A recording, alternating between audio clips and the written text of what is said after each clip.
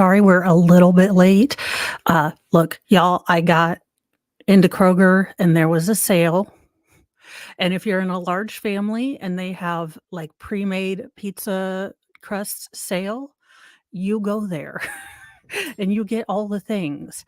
So, as per usual, it is already a hot mess day. Hi, Salvador. We are going to try to look at some articles and then I will willingly watch Jake Tapper interview Scott Israel, the head guy that the defense was trying to blame everything on. Personally, I really don't know how I feel about this case. Again, as per usual, I jump into things without looking at them. I thought that it was the Scott Peterson, the other Scott Peterson. He is Scott, and Scott Peterson in California is Scott. He's got 2 T's. So this particular Scott Peterson is facing 7 counts of felony child neglect. Um, as the opening statements kind of allege, they are only charging him for the children killed on the top floor because that was when apparently, according to whomever you listen to, they were, "Hey, guys," that Scott Peterson was there and could possibly have Yeah. Actually, I do really want to, again, in the perpetual optimism that is my life. Thank you. Some days everything comes together and it gels. And then other days, as long as I don't have the townspeople behind me with pitchforks, like Shrek, I'm good.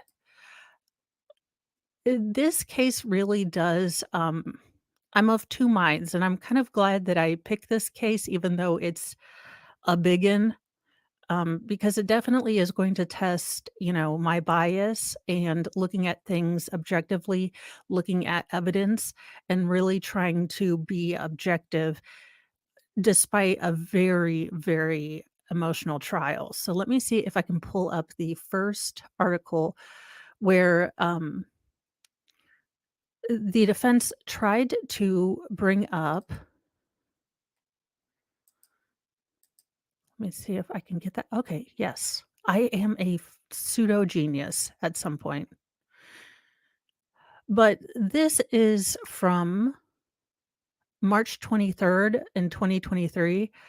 Now, the defense has really, again, really put a lot of kind of emphasis on the shooter has been found guilty, regardless of how you feel about that. Or the amount of justice, life in prison versus the death penalty. Um, it seems like, I guess, I would feel more comfortable bringing charges against the police inaction in Uvalde. This does seem to be kind of a witch hunt. Do I wish that the defense attorney wasn't like a yippy dog? But let's look at this.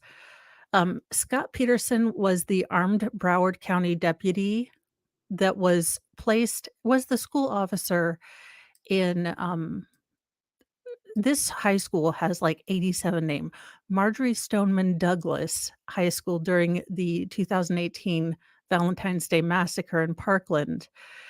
He's disgraced now. Again, I feel like this is so basically no law.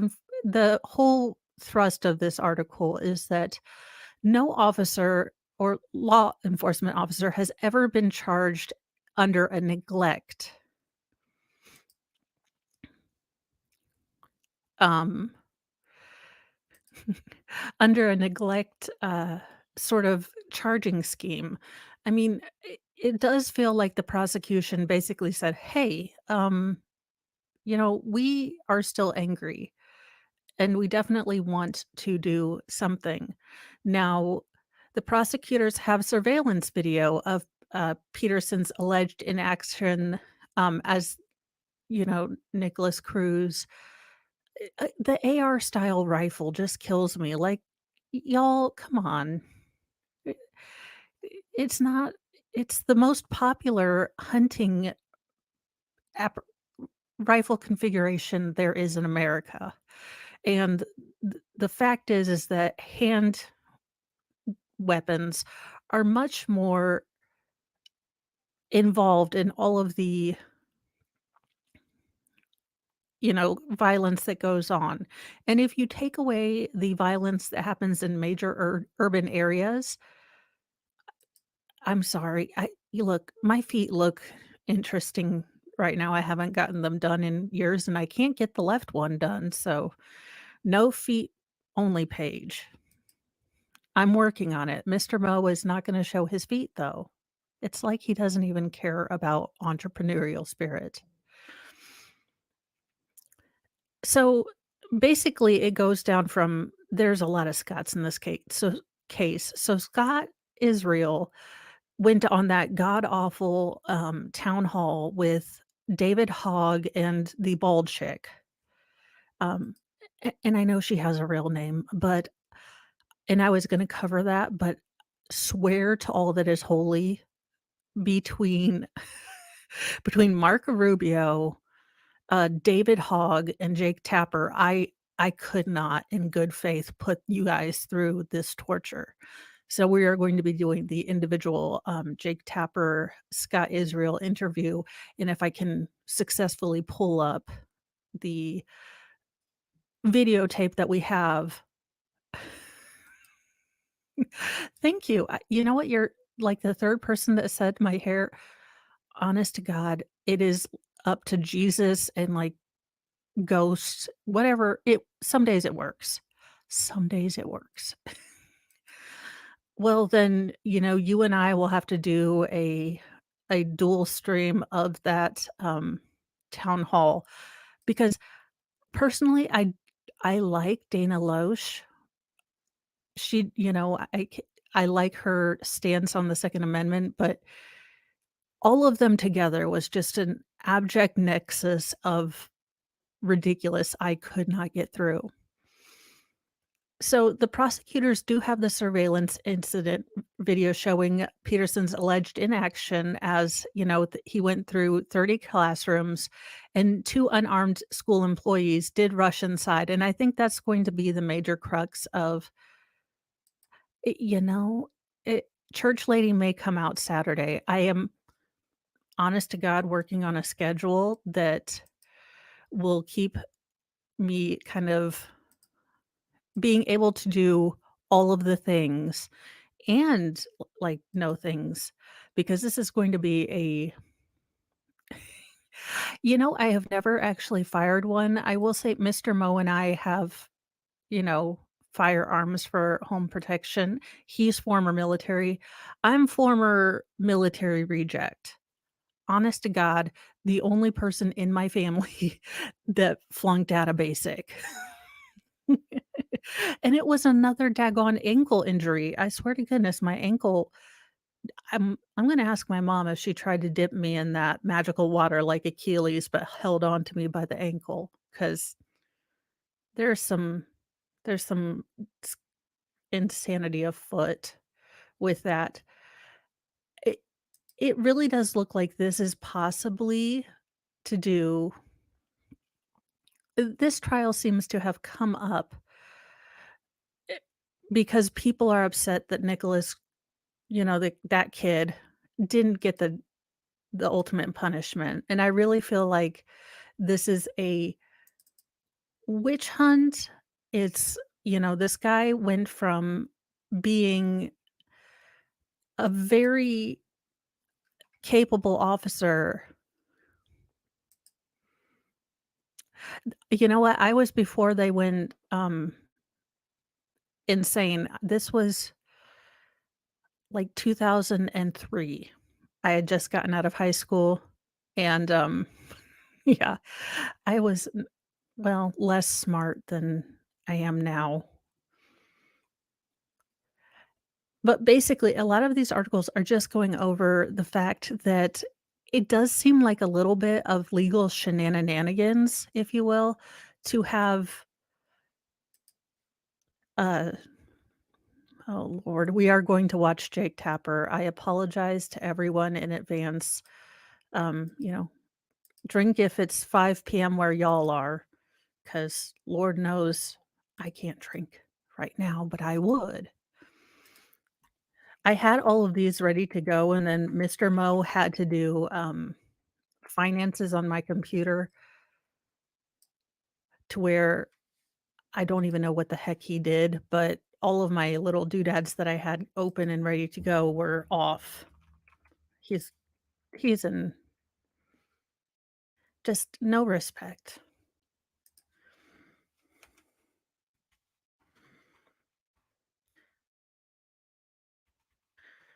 Oh, and Chris Christie has gotten in on the presidential train.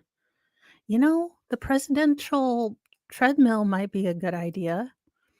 Hey, guys. Yeah, hey, Indigo.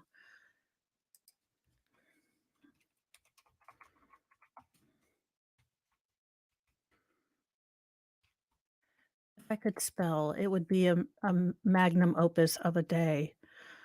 But I oh, for heaven's sake, I don't want you.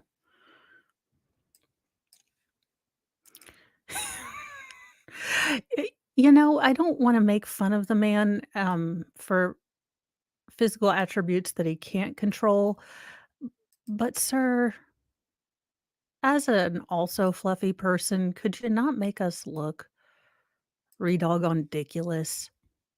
Alright, I don't really care to cover CNN because, well, they're horrid, and who likes CNN? I mean, if you do, don't come at me. It's not my fault. Alright, let's see what everyone has those really creepy overplucked eyebrows as men. The state, prosecutor has that.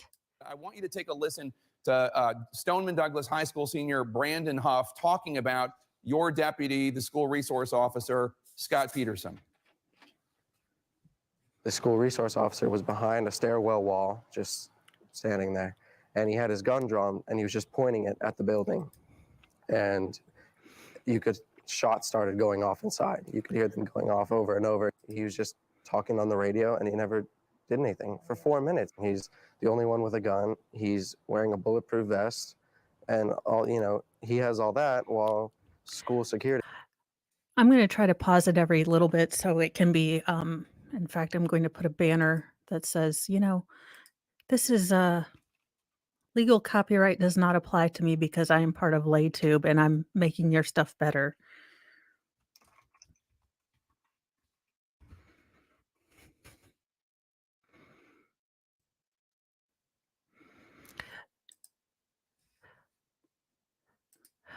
I can really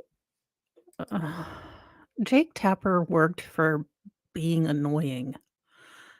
I'm sorry, y'all. Mainstream media is a no-go for me.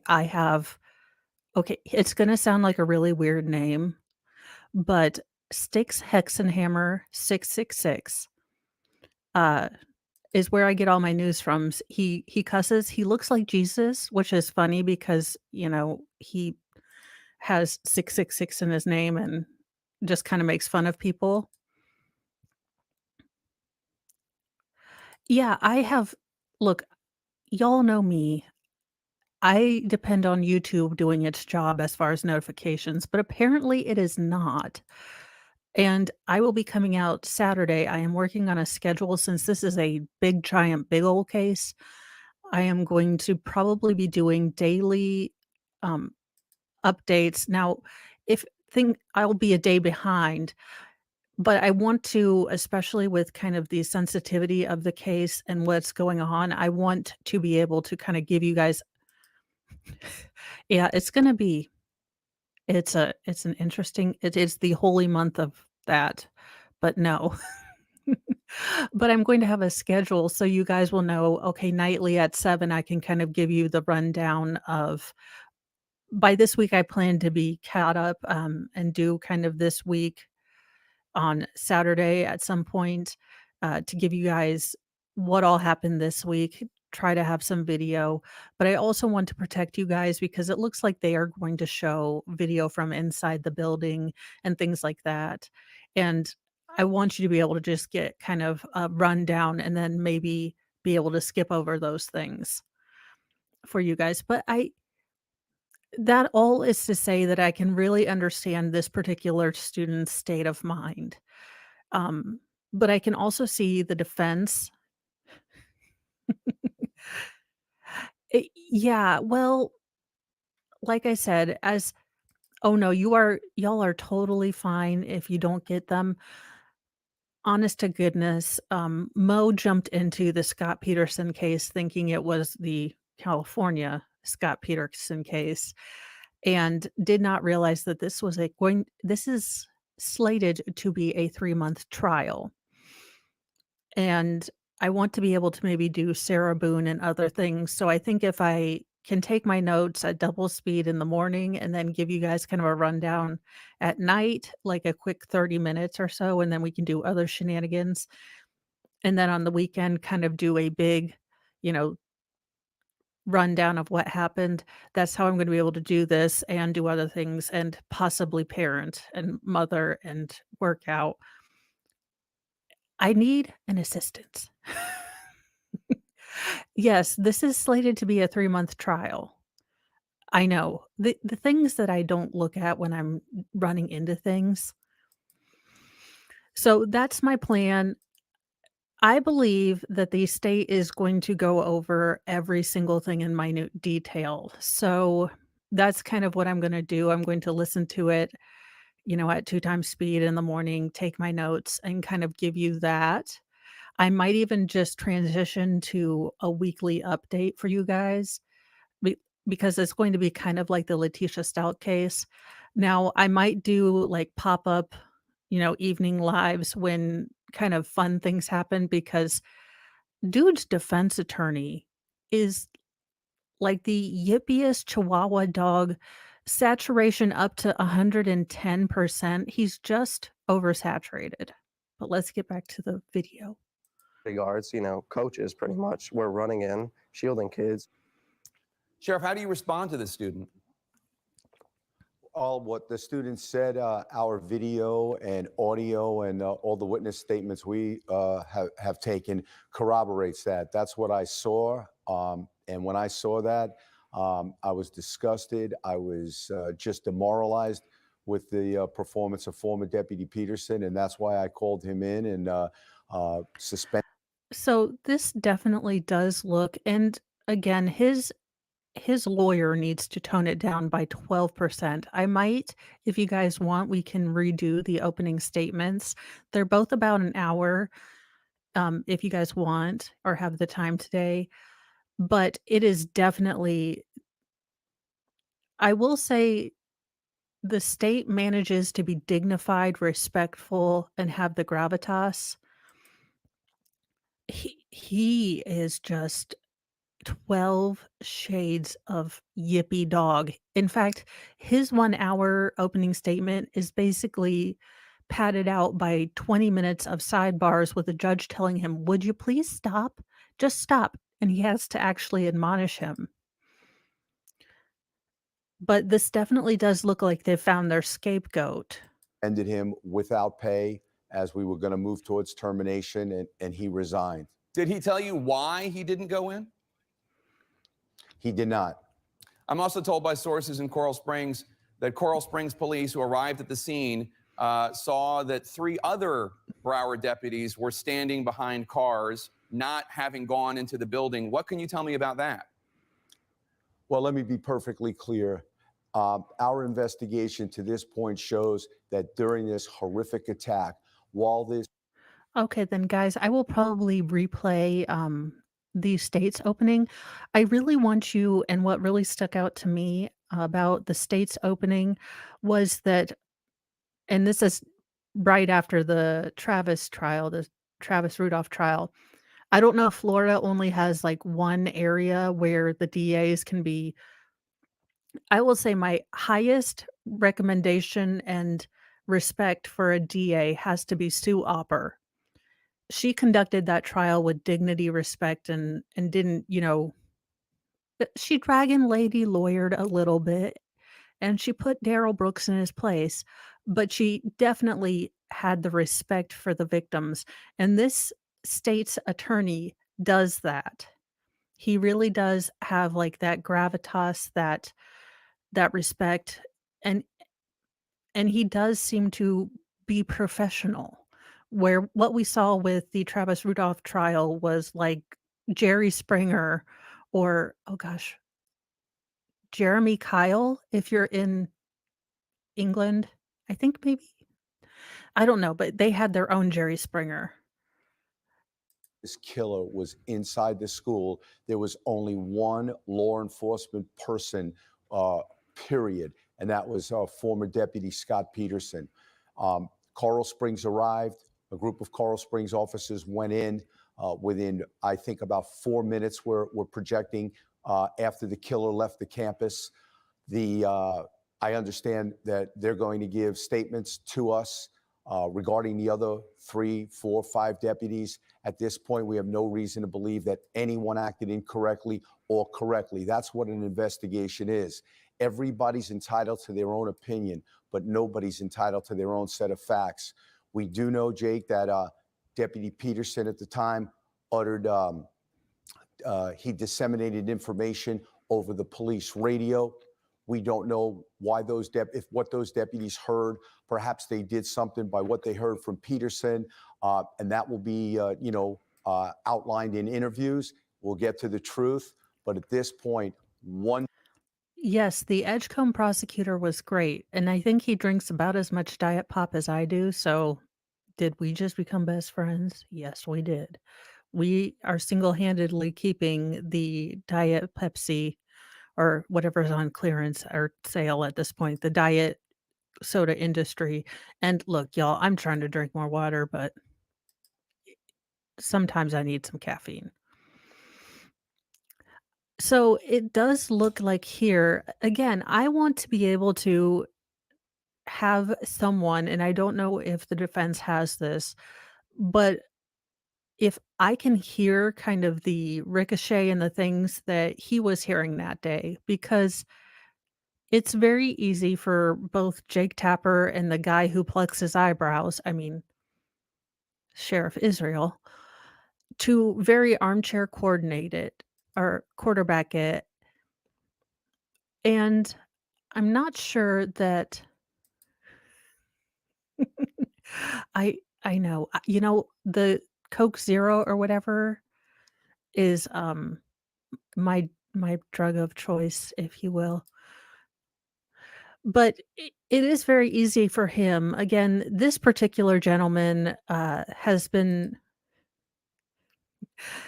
we are all parts of unfortunate pauses.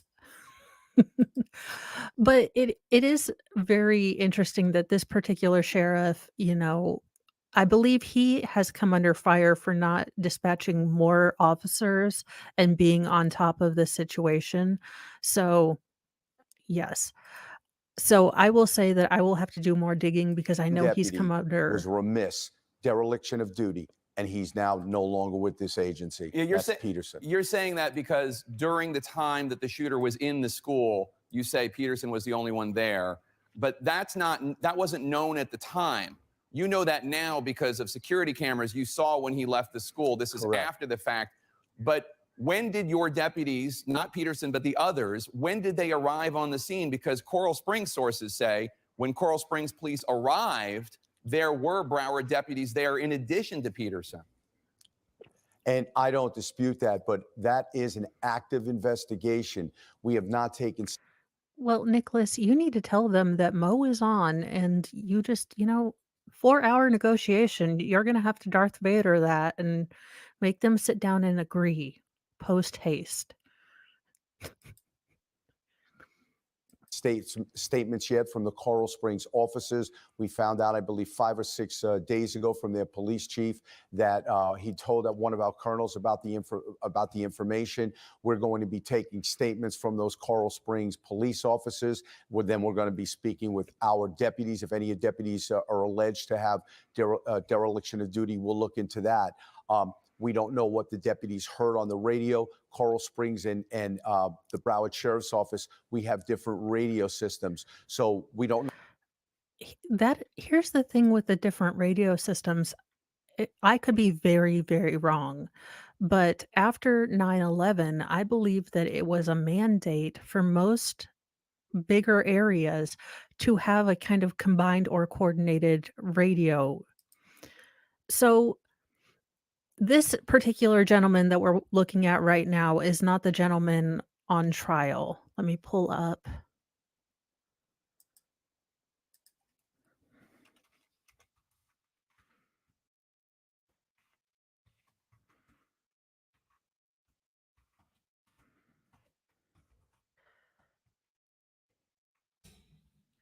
his picture, but this is the school deputy that was, charged with, let's see if that'll just pull up. Present. Stop that screen.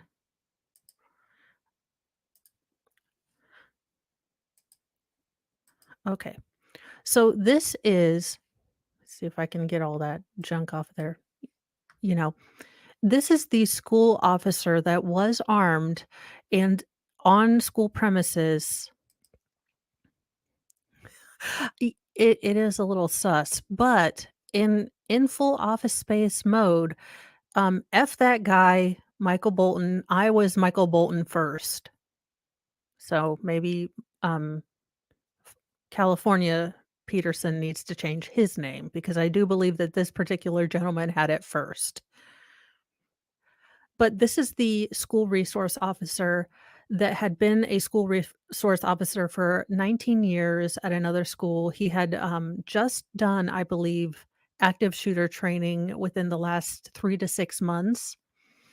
And he was charged with keeping things safe. Now, he arrived at the building where the shooter was injuring and killing people 4 minutes into a 6-minute attack. What his defense claims is that he was unable to figure out, which building where the shots were coming from, and he stayed kind of at where he was stationed in an alcove because he just could not figure out what was going on.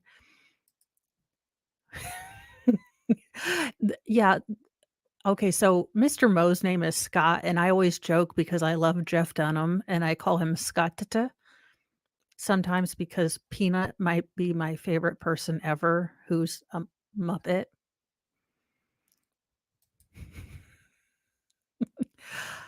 But basically, what they are trying to accuse this officer of is by the time he arrived at there were still 4 minutes of the attack, and the shooter was able to kill 7 more people, I believe injure 3 more, and they're charging him with 7 counts of child neglect under the premise that he was a caregiver for these children as a school resource officer.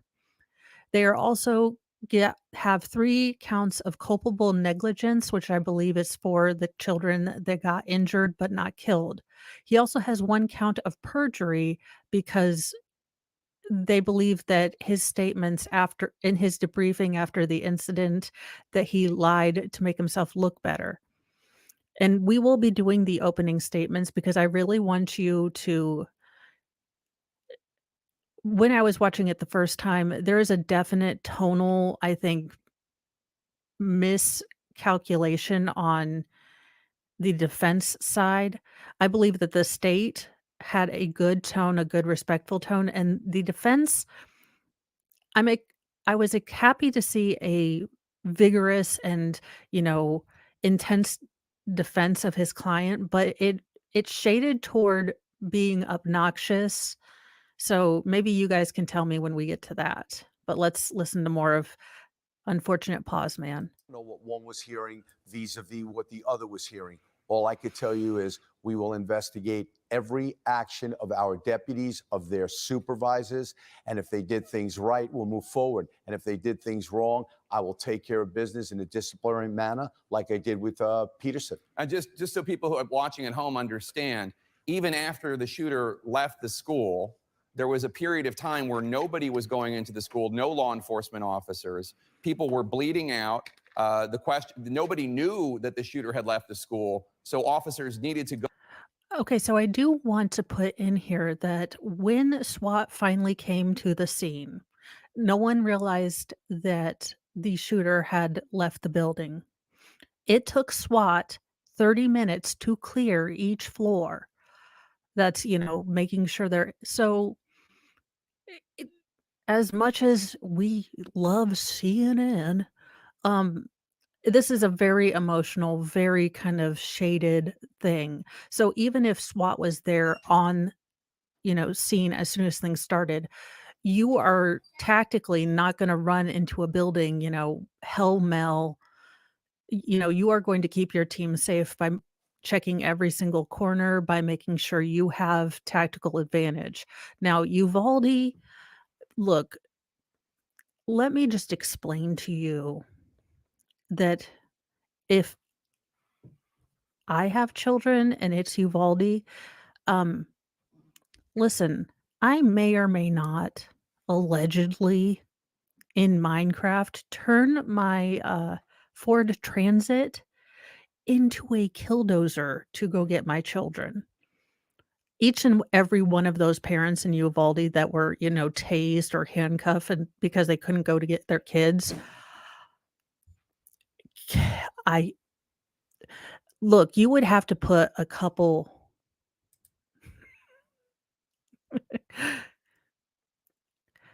Yeah, well, they have plot armor. Oh, okay. So I will say that if anything happens with the Uvalde, I will be there with bells on because there was a part of me that uh, look, don't get me started. I will say things that I cannot say on the Ninja net, and, to the one federal agent who has to watch my stuff anyways, "Hi, my name is Rusty Shackelford, and I am unknowable. If you get the quote, we're best friends now."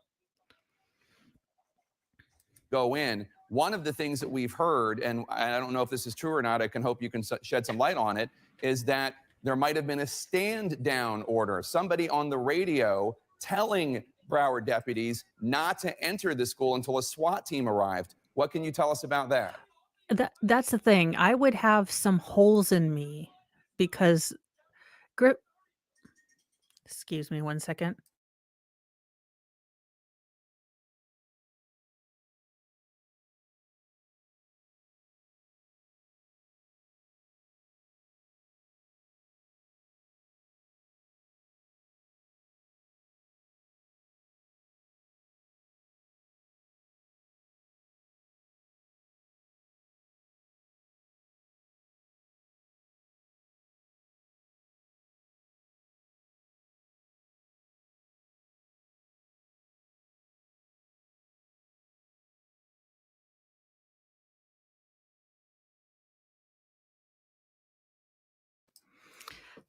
I am now the proud owner of my youngest, most feral's iPad for today because he left it going and on the stairs.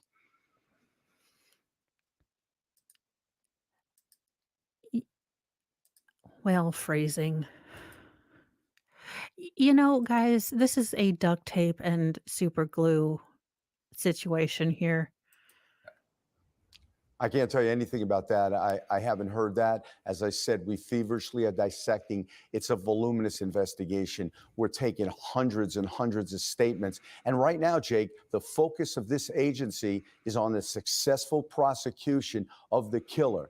So we're doing that. Our detectives have worked tirelessly. We will investigate all aspects of this case. We will look at all the actions or inactions of every single deputy and leader on our agency, sergeants, lieutenants, captains, and we'll make some decisions. But right now, all I can tell you is during the killing, there was while the killer was on campus with this horrific killing, there was one deputy, one armed person within the proximity of that school, and that was Peterson.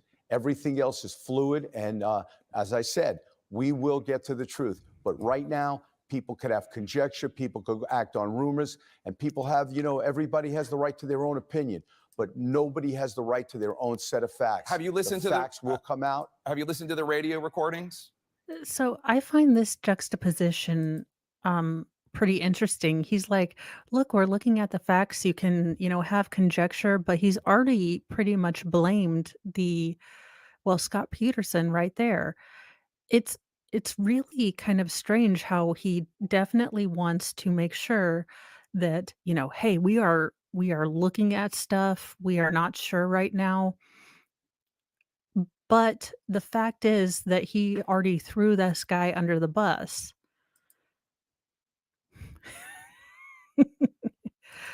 Oh, cool. Yeah, I know Vices is doing this, but I promised 9 a.m. and I am trying to stay on a schedule in theory, maybe in practice too.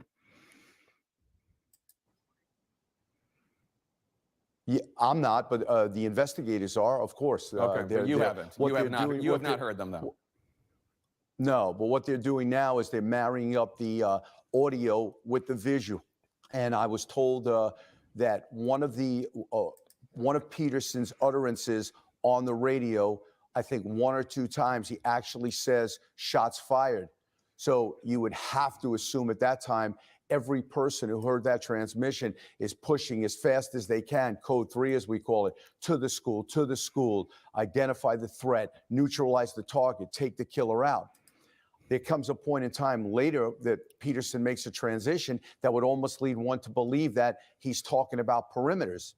So if I know my school resource deputy is talking about perimeter positions, it's absolutely safe to assume incorrectly, if that's what actually happened, it's absolutely safe to assume that if a person there is talking about perimeter, that perhaps he sees the killer leaving and you're going to a perimeter position to catch. Yeah, this again, unfortunate pausing. He is just the man of you know unfortunate pausing. But here's the thing, he is one officer. Again, a tactical team took 30 minutes to clear the first floor and 30 minutes every subsequent floor. So, and if you look at, and I will be doing the opening statements again with this stream, but if you look at the buildings, one of the buildings, they're basically all in a square. So they're very large, long buildings. They're all in a square. And it's very possible that with the ricochets, with the, ambient sound, he would not know where this was coming from. They initially thought it was fireworks because apparently Florida man starts young in Florida, and people have been known to set off fireworks in their school. It really is insane to me, and I think this is a factor of, or a product of, the fact that the shooter did not get the death penalty. And if I were the parents, I would be out for all y'alls that didn't help. But the legal theory behind it, again, being part of LayTube, only loosely adjacent to LawTube, and my clinical degree of lawology is in the mail. Yeah, it's very different. I mean, he did not know. This was right after the Las Vegas shooting, which we still know nothing about. Y'all ask me why I'm a Dale Gribble. We still don't know what happened with Las Vegas. You better keep that off the stairs, young man. Shut my door. Parenting tips to come later. I know, I'm pre-law and pre, oh gosh, real estate. It's just it is what it is. So, this man was thinking sniper. Now, again, I don't know w it's 4 minutes, and as the oh gosh, what case was it? In oh, in the No Tie Brandon Castiglione case, where the state prosecutor obnoxiously made us sit for 2 minutes doing nothing. 4 minutes in an active, situation versus 4 minutes sitting down is very different. Let's see here. It's the killer. But I don't know what was in the mind of the other deputies. I don't know what was in the mind of Peterson. This is why we investigate. Okay, sir, you just called him a daggone coward and said that he needed to be disciplined, and then you're like, "Well, I don't know what c." Okay, what's going through his mind. Pick a lane, sir. Also, you look kind of like I don't know, something about his face reads, not trustworthy, but that's just me. All I could tell you is that from Right. the time I heard about this, I did what needed to be done with Sheriff, former Deputy Peterson. the Thursday, the day after the horrific incident, at a vigil, the city manager for Coral Springs confronted you in public. And one of the things he confronted you about, sources tell me, is the idea that your deputies did not go into the school while children inside were bleeding out. That's absolutely untrue. We had a conversation. We were out in public. The only two people who could have heard the conversation were myself and the city manager. It was a conversation. I'm not going to share that conversation. It was very short. This Sir, you're like, "I had a conversation about it. I was talking to someone while this was happening. I." Okay, now I remember why I didn't stick with this case when it was first going on, because the people at the top, and this particular Scott Israel, annoyed the ever living poo out of me because I was weasel words aren't tick me off. I'm gonna see if we can speed them up because both of them annoy me. So we're gonna go 1.25 because I seem to city pause manager and him, I have spoken unfortunately. numerous times. We've met. He's a great city manager. He does a great job with Okay. Coral Springs. We got a great relationship, and it was just two guys having a conversation. One of the questions about This is not an effing re-election thing. I When they throw those things in, like Granny runs for Senate in the Darrell Brooks case, Church Lady will be visiting Darrell Brooks because on a super side note, um, at one point I was going to be a substitute teacher in school, so I bought a bunch of really cool like science dresses and everything, and they had I kid y'all not, a "Why the Caged Bird Sings" dress. I have that dress, Church Lady will be appearing on that, and we will be tearing Granny, "Don't hate my grandson, it'll hurt you," um, a new one, but mostly Darrell Brooks.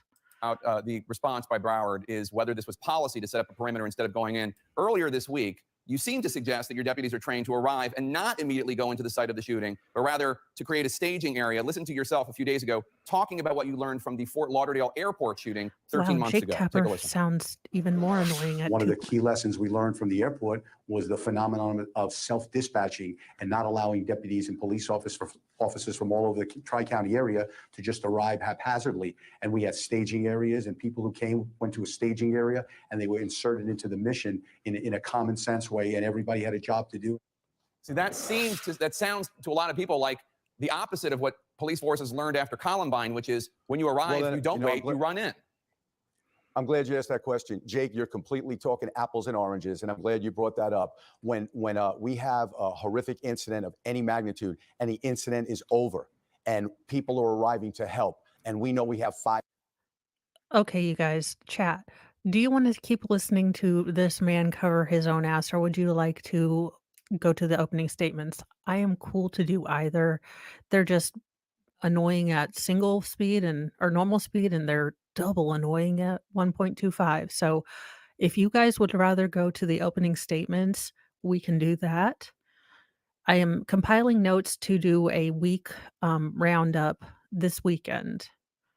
10, 12 hours of work to do. We have our deputies, police officers, firefighters go to staging areas so we can insert them in a clear and concise manner into the scenario, into the event. An active Don't make me shooter is get completely the different. no, As no people touch were coming to doll. the airport, we didn't have an active shooter. He Okay, was already in I'm custody with you 72 guys. seconds. All right, we're stopping this screen.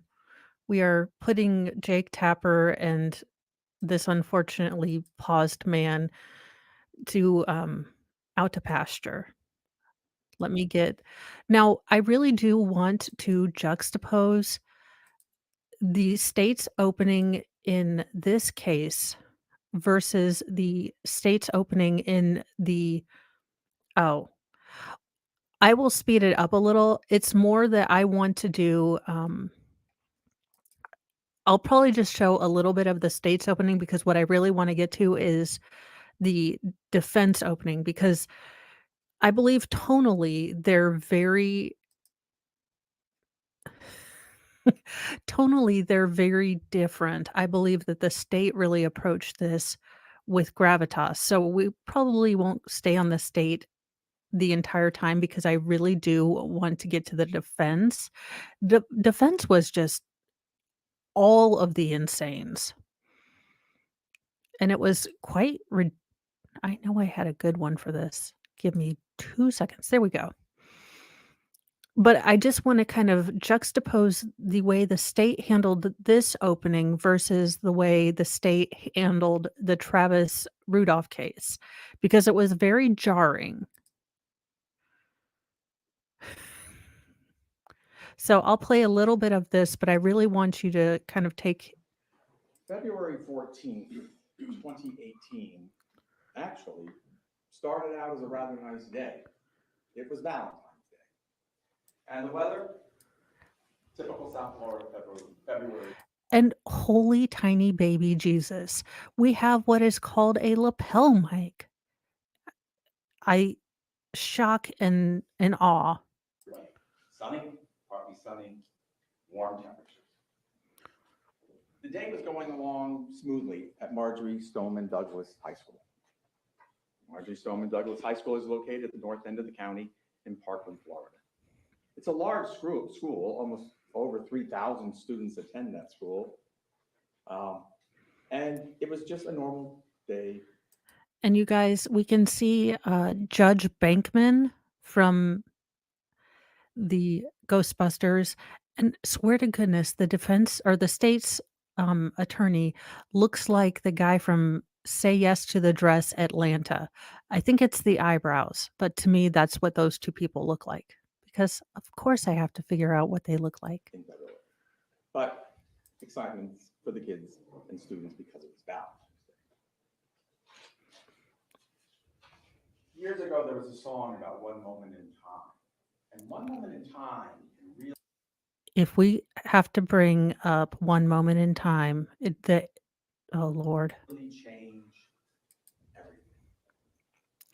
No, you're fine. And on this day, at We got tired of watching, Scott Israel fight for his job. He is the head honcho sort of that graciously gave, Scot Peterson all of the responsibility for the lack of going into this case. approximately 2:19 in the afternoon, Nicholas Cruz, and I'm going to only say his name once from here on, and I will refer to him as either the shooter, the active shooter, or the gunman. The shooter gets out of a Uber on Pine Island Road. There's a little path that goes into the school, and the school, it was 2:19. The school day ends at 2:40. So by that time of the day, the school monitors were going around and opening up the gates because students are going to be let out, school buses were coming in, parents were. So as I have researched and as I have found out, so school monitors are kind of like security guards, sort of, but they don't carry weapons. They, help with I don't know if your high schools are the same, but there are certain high schools around me that have like gates going to certain parking lots that you can't get in or out, um, and different things. So they are there to, when it's time for school, I believe he does, but they are there to kind of facilitate kind of the futzy things. So like, you're coming in to go to use the office, they're the ones that, may push the button to let you get in, or they're the ones that start pulling back those gates that you can go in certain parking lots. For coming up to pick up kids. Does anyone Students mind who are if I old enough to speed drive him would be able to up drive to 1.25? We're gonna see if we're speeding him up to Yankee. out, go home. So having had attended that school, he knew a little path, where the gate was now open, that would lead him to what is known as Building 12. It's also called the 1200. You'll hear the 1200 building. Sometimes you might hear the freshman building or Building 12. All the same thing.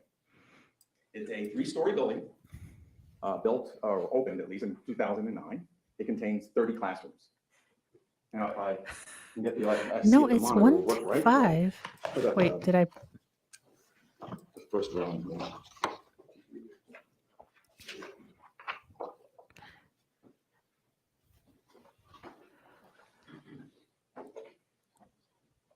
Those projectors always remind me of trigonometry, and I'm still triggered by trigonometry. Everybody can see. What I do want you to notice is, so all of these buildings are in a square.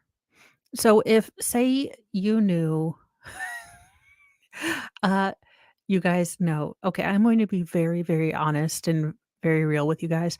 My pain doctor increased my medication a lot of bit, since I am working hard on getting legs or strength back in that leg and not babying it. But it's a big leap. But I do want you to notice that these are all in a squares. And if someone were in one of these buildings, you know, the echo would be immense. You don't, unless you are MacGyver. No. Unless you are, I don't know, oh gosh, the A-Team. I don't know, even with all the advanced training that he in theory had, that you could detect between these buildings right here where the shooting was coming from. Uh, it's said that the shooter did yeah, pretty much. The shooter did take pot shots out of, windows. So, like I said before, this was right after the, Las Vegas sniping kind of thing. I'm not touching that one. No, sir. I may be a little bit dealing with increase, but no, sir. It does need to be. There needs to be more. I believe my school, our school system, just the last couple months had a real live, large scale, uh, reenactment of one of these events where students got to be, victims and things like that.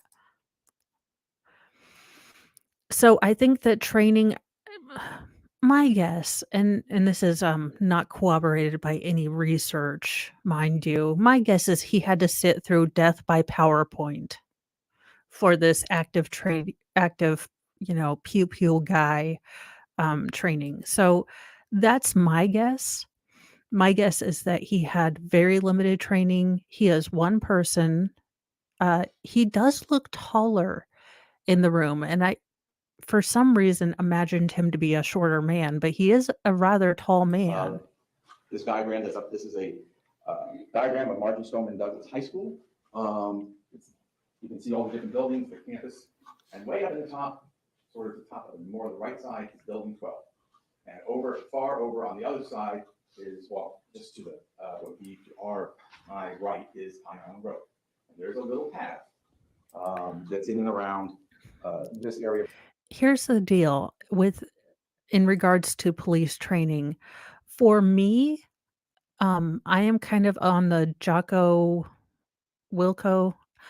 He has a last name, but the guy was the Navy SEAL, or he was on Joe Rogan, who knows at this point. But police officers need continuing training. They need to be physically fit. They need to be able to deal with the rigors of the job, and it doesn't look like these are common practice unless you are on sort of an active duty SWAT team or something like that. It doesn't seem like there is an emphasis, and I am just saying this, look, as a fellow fluffy person, you know, when your vest needs like 2 of them, perhaps, starting walking and then maybe a light jog and lifting weights. But really, I think that I would hope this would have been a turning point, but of course it's not. right in here. And that's where the gunman is walking toward the 1200 bill. It's 2:19, he gets out. At around 2:20 in the afternoon, he's going to walk into the building. And you will see as the trial progresses, the video, surveillance video, you'll see that the students, it's a normal day. 3 students walk in just before he walks in. And then he enters the building and he turns, makes a hard right and goes into the stairwell. Now, I'm going to stop that story here because there's background information that you all need to know and understand in regards to this case and with regards to this defendant before we continue on as to what happened that horrible, horrible afternoon at Marjorie Stoneman Douglas High School. Also, y'all, this is just a reminder to sit up straight with your shoulder blades back because dude has a hump. Okay? Just a little reminder. Posture is important. The defendant, Scot Peterson, was a deputy with the Broward Sheriff's Office for approximately 32 years. Out of those 32 years, he was a SRO, what is known as an SRO, that's a school resource officer. The school resource officers in general are assigned to certain schools, and it is their duty under contracts that are signed between the cities and the school board and a law enforcement. In this case, the contract is signed between the school board and BSO, because he was a deputy for BSO, and then he was assigned to Marjorie Stoneman Douglas High School. And that contractual agreement puts the defendant under a duty to the school. He's there for security purposes. He's the lead security person at that school. And he has special. Here's the problem with that, and again, not being a legalese person, the way that they are trying to get him with the 7 counts of child neglect, I could yes, this is at 1.25. I was trying to, since we've already seen it, some people, it goes through a lot of the deaths and things, so I was trying to kind of speed it up a little because I also have a couple more things to do today. But oh gosh, I had a train of thought and it just went. Oh, I remember now. Sorry, guys. Look,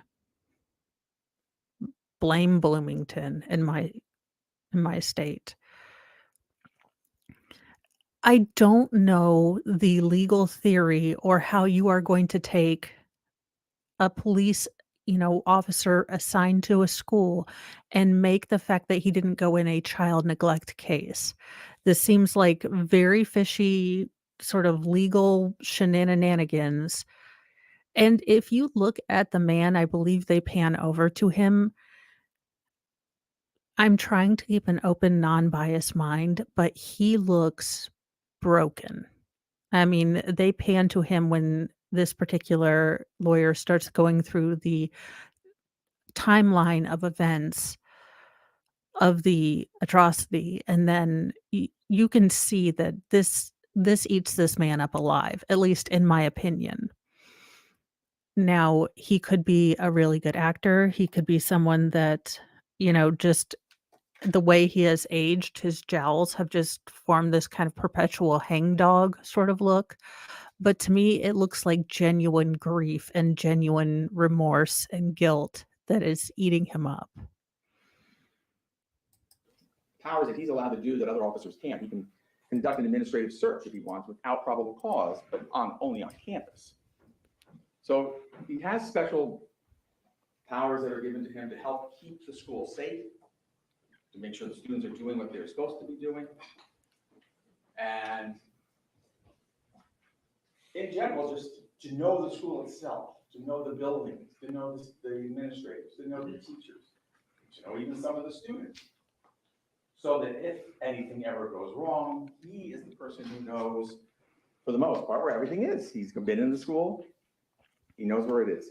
He has been the SRO at Marjory Stoneman Douglas since 2009. So he was 28 years as an SRO, but he became Marjory Stoneman Douglas's SRO in 2009. So that's 9 years approximately before that big. I'm just so proud of him. He is a lawyer and he did math on the fly there, or maybe he practiced a lot in a mirror. Now, during that interim, those periods, the defendant has lots of training. He is trained on active shooters scenarios.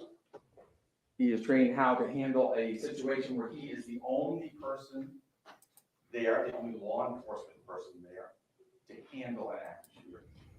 He's also trained that he has another officer with him or a group of officers, how to go in and how to handle an active shooter type situation. For the most part, active shooter situation, you go toward the gunshots. You're trained to go toward those shots, to find that shooter, because every shot could be a death. In the old days, it was, form a perimeter, not after Columbine. It changed. Usually, active shooter scenarios happen very quickly, and you've got to get in and you've got to find the shooter, or do everything you can to find him so that you can stop the killing. Now, there's other things that the defendant learns in the school. I really do hope that the defense brings up what exactly this active shooter training was. Because again, like I said, I have a feeling it was, death by PowerPoint, running through once. And look, y'all, if you have been through military training, it is death by PowerPoint and okay, we'll get you on through kind of thing. On unimportant, like PowerPointy procedural stuff, they do take their time in the other army kind of stuff, but you guys have been there when you have to death by PowerPoints and do a quick quiz at the end. Administrators learn. As a matter of fact, just a month before this awful incident, they had a program for the school administrators to learn and the teachers about hardening their classrooms and what to do if all of a sudden you're faced with an active shooter situation. So the teachers and the administrators are learning that they need to harden their classrooms, have safe places in their classrooms, keep the doors closed and locked, cover the windows. This practical advice that would help stop an active shooter. Now, the defendant is also trained. He's trained as an SRO. I mean, he's trained on all the special things that an SRO does for a school. And he's also trained, of course, on his weapon, and how to use his weapons in whatever scenario he may face. So he becomes the SRO. Yeah, let me of see. Marjory Stoneman Douglas. I don't know that I have him on the Twitters, but I definitely want to get his opinion, and I will write that down in my handy dandy new notebook. I am going to be all sorts of organized. But I definitely want to get his opinion because the way things echo and you can't even tell, and they initially thought it was fireworks because, again, Florida Man starts in high school and people have actually put live fireworks in the building. Because, of course, they did. It's Florida. But this picture that they're painting still seems very disconnected to the actual grittiness that would be the ground zero. In 2000. 2016, he has training on Oh, an active well, then shooter. In that's 2017, he has more SRO training. And finally, we come up in 2018, that training the month before was done at the school for the staff and teachers. And the defendant was there for that also.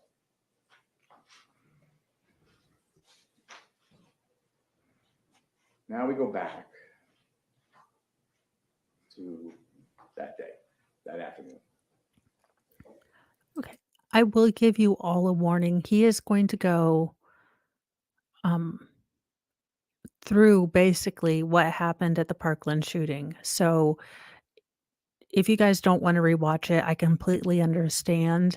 Or if this might be not a thing that's for you, I just wanted to give you a warning. He is going to go kind of step by step through the timeline. So I don't want anyone to kind of be a little shocked by that or, realize, hey, this isn't what I signed up for.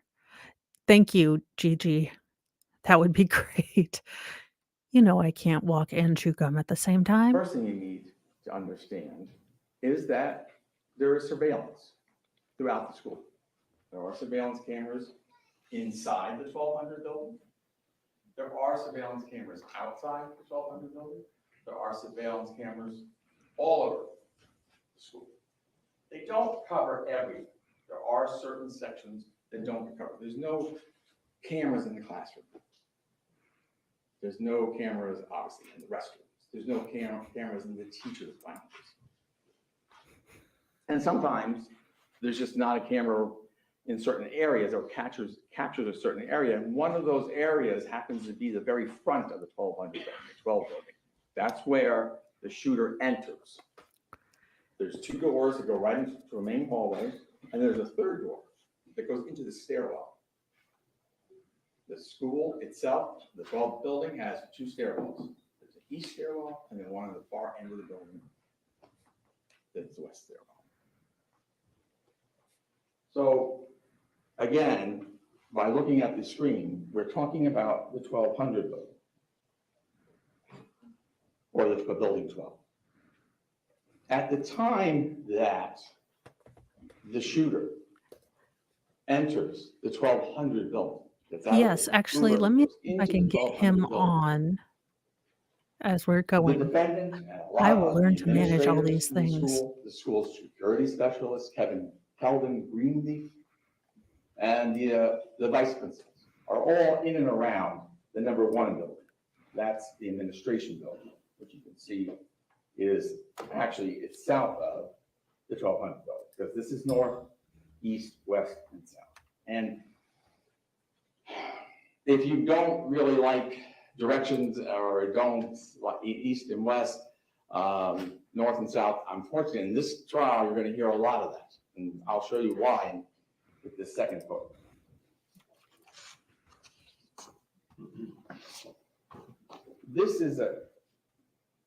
This shows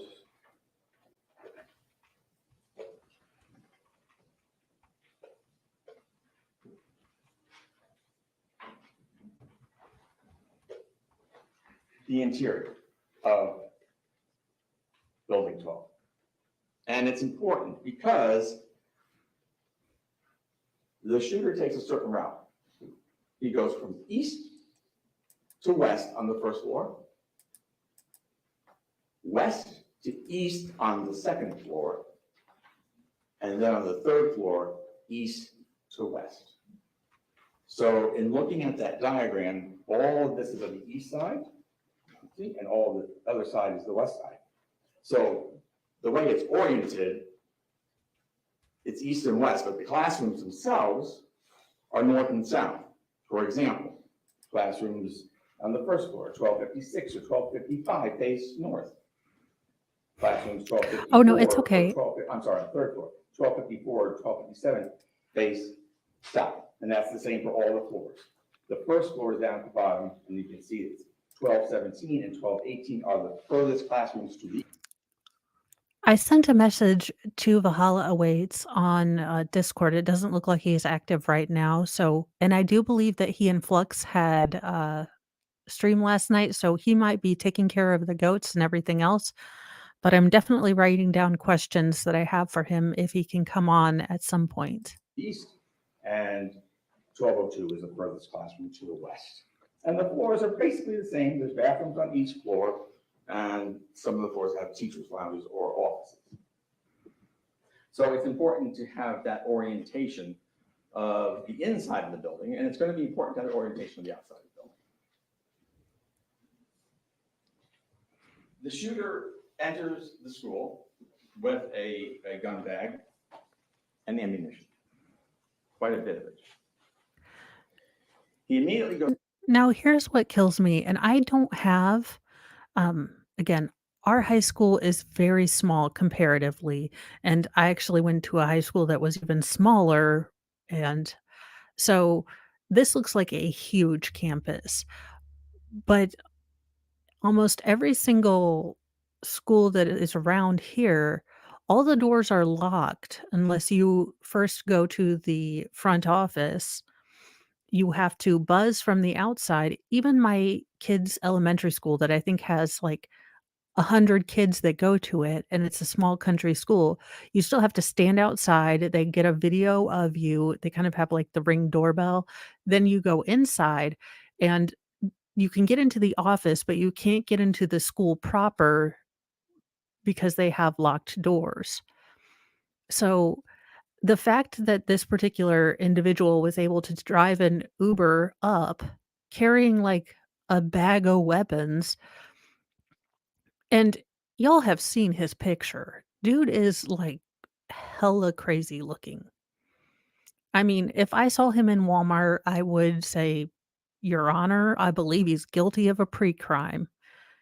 He just looked off. But how he was able to get into a building without having to go to the front office area is confusing to me. Maybe they will come and explain how that Goes happened. into that east stairwell. He makes that hard right. Because just before him, you're going to see 3 students walking in. Ashley Bias, she's going to walk down for the farther end, the west end of the hall. And you're also going to see Martin Bouquet and Luke Hoyer walking in just before he walks in. Martin and Luke will go down the hallway slightly, and they will stop in front of classroom. You can see at the bottom on the first floor, in front of classroom 1215. And sitting in front of classroom 1215, working on a computer, she had asked special permission, is Gina Montalto. So the 3 of them, Luke, Gina, and Martin, are in front, or they're in that little alcove. You can see there's the 1215 classroom and the 1214 classroom, and they have, the doors are in a little. Let's take a break before we get into the really heavy stuff.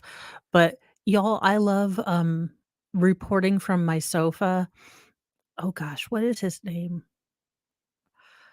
Look, y'all, it's names are just escaping me today, but I love him when he's like, "Y'all, can you not buy your kits at Walmart on the self-checkout?" I mean, we've got Joel Guy Jr. I believe we've got Chandler Halderson. I mean, they are just freaking a mess. Amazon is a thing, okay, guys? And or, just don't do crime? Yeah, that's kind of my question. It's he went to the back of the campus, and like I said, in all the schools that are around here, even the larger schools, I mean, they have certain gates when school is open that you cannot drive down there unless you off-road a bit and go through the gates. So it does seem a bit like, how in the world did this happen? And it doesn't seem like they want to blame any sort of themselves. So this poor guy is here taking the blame for everyone. Again, I really think in my heart this is definitely a factor, or this prosecution is affected by the fact that Nicholas Cruz did not get the death penalty. Alcove, and that's where they are. Now, the shooter takes out his gun, And just as he's doing that, another student happens to just walk through and into the stairwell by accident. And he quickly leaves. He sees the gun, he sees the shooter, and the shooter says, something bad's about to happen, get out. He gets out. I do not Then know what's going out with exits, this the yellow shooter shift. exits that stairwell, the bottom, goes out, takes his weapon, and fires it down the first floor corridor. So he's at the far east end, and he begins firing. This is around 2:21-ish, 2:21, 33 seconds that he begins firing. And you're going to be also hearing, not just north, south, east, and west, you're going to be hearing a lot of times, because the timing is important as to where everybody is. So we know at that time, he's on the first floor of that building shooting. Where is everybody else? Most everybody else is over, if you're talking about the.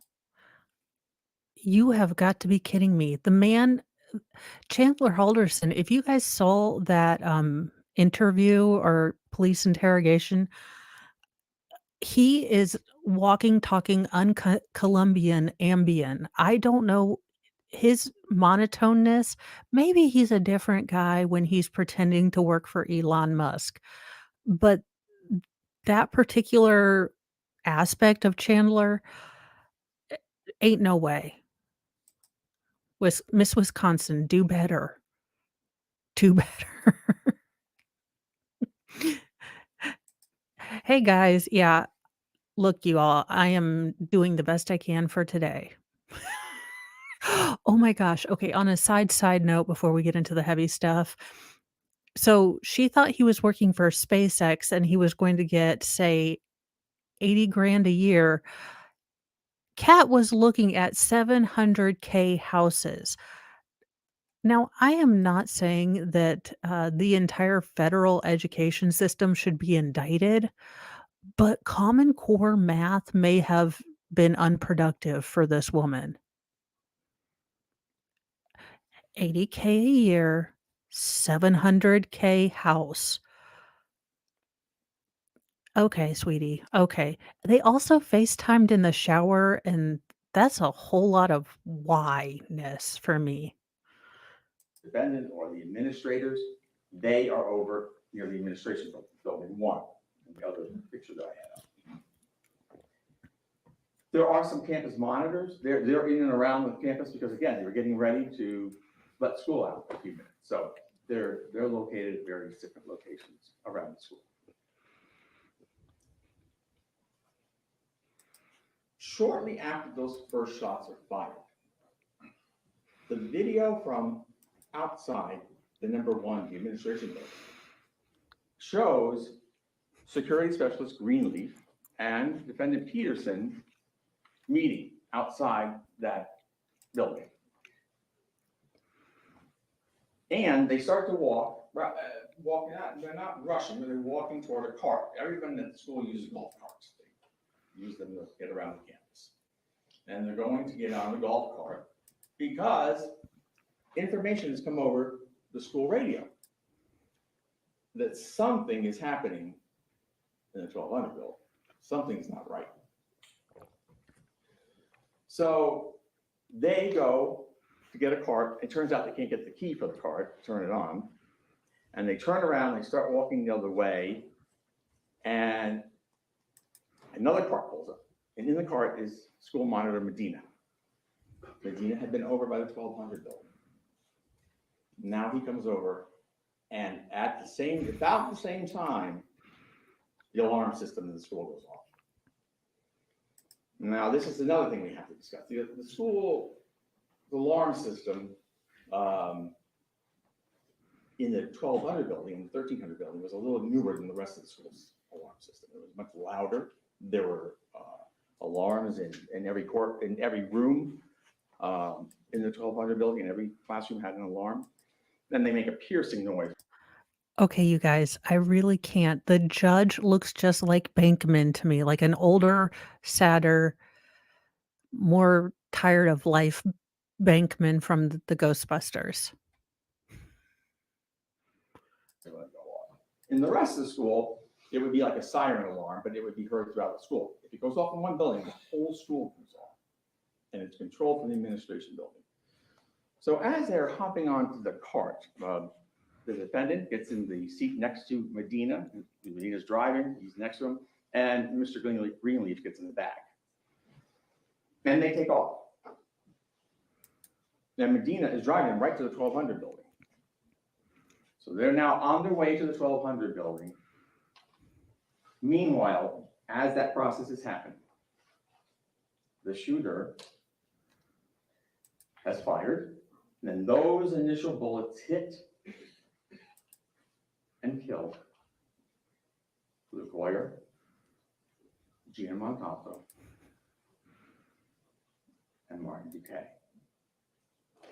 At least they initially certainly injure them, and then he later comes back and shoots them again. And that was the end. When he's done firing those initial shots, he turns to the building across from the 1215 building. You can see 1216 is across the hall. And he fires into 1216 through the door and through the window that's embedded in the door. He fires into that classroom twice. And in that classroom, the shots hit and killed Alex Shackner, Elaine Petty, and Elisa Allen. So I do want to stop here and say, I think that the state did a really good job. Again, my A plus rating for state's attorney is Sue Opper, mostly because holy goodness, her wish you would Brooks thing when he did the end of his thing where he was coming at her and she just looked directly like the actress that played the mom from she looks like the actress that played the mom from Throw Mama from the Train. Not touching that one yet today. You're trying to get me in trouble, Salvador. I should never have told you my weakness that I'm more space cadet-y than normal today.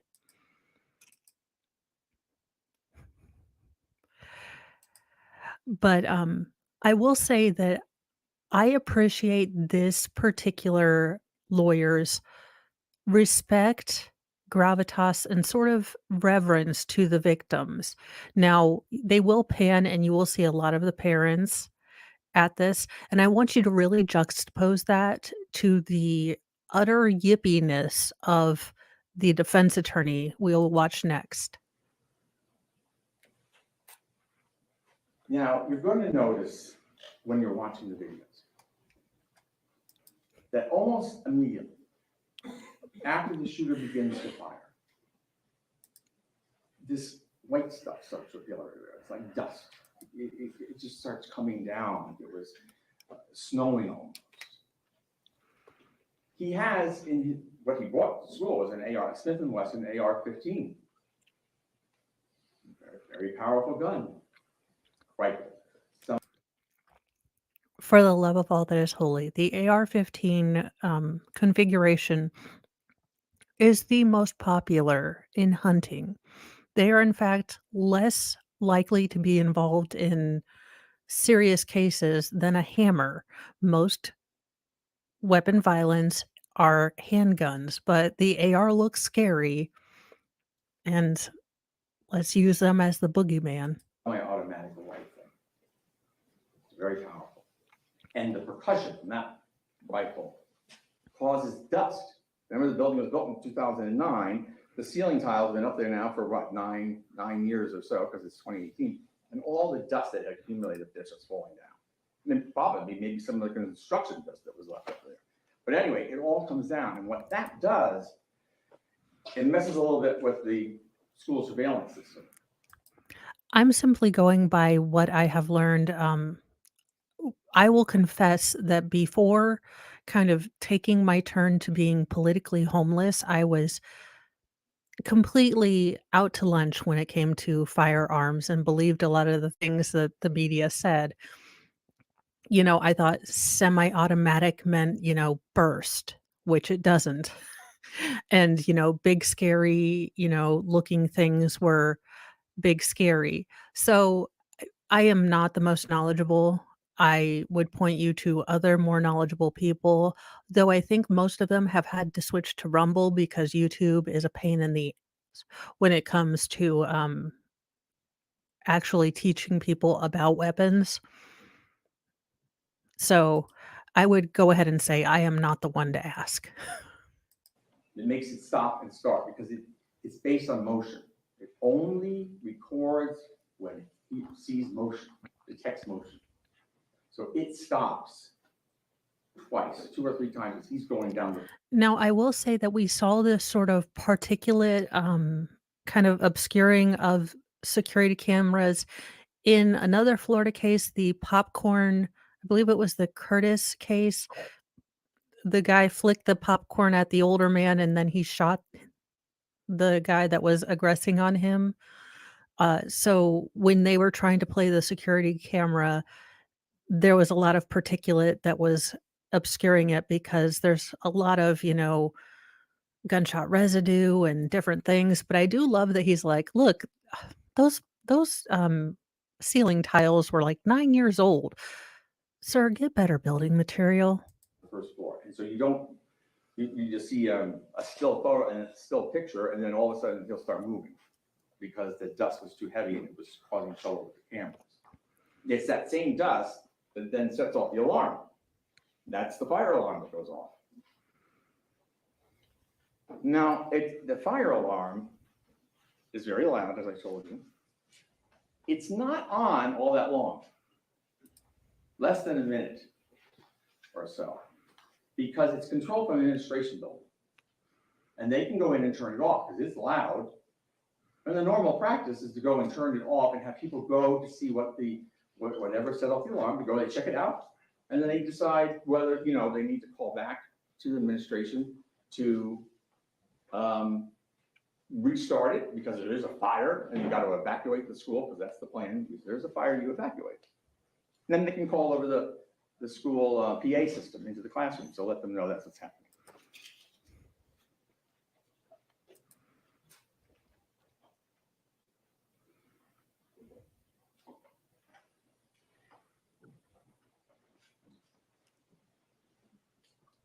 So the alarm gets shut off after just being on for a short while. It is on and then it is off while the shooter's on the first floor. He hasn't left the first floor. It's on and off. And it really doesn't come on for about over a minute after he begins to shoot.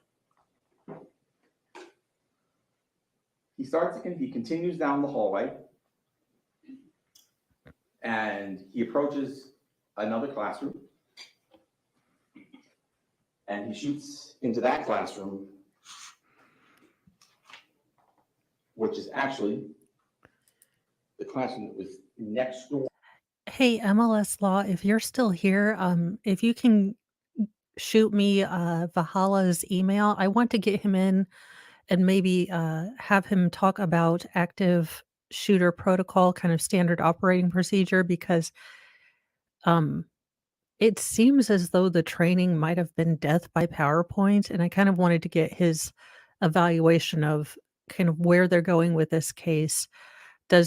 Do they really want that one guy running in when it took SWAT teams 30 minutes to clear each floor? So even trained SWAT teams still had to, take 30 minutes to safety sweep each floor. To where Martin and Luke and Gina were outside of 1215. He shoots into 1214. Yeah, I really need to dig into these procedures because, again, if there is a perceived fire, I don't know why the administrative building would be able to turn it off without. Maybe they do have access to to the monitors. Yes, this is the opening statement. This is the state's opening statement. They are charging him with 7 counts of child neglect and 3 counts of culpable negligence. and 1 count of perjury.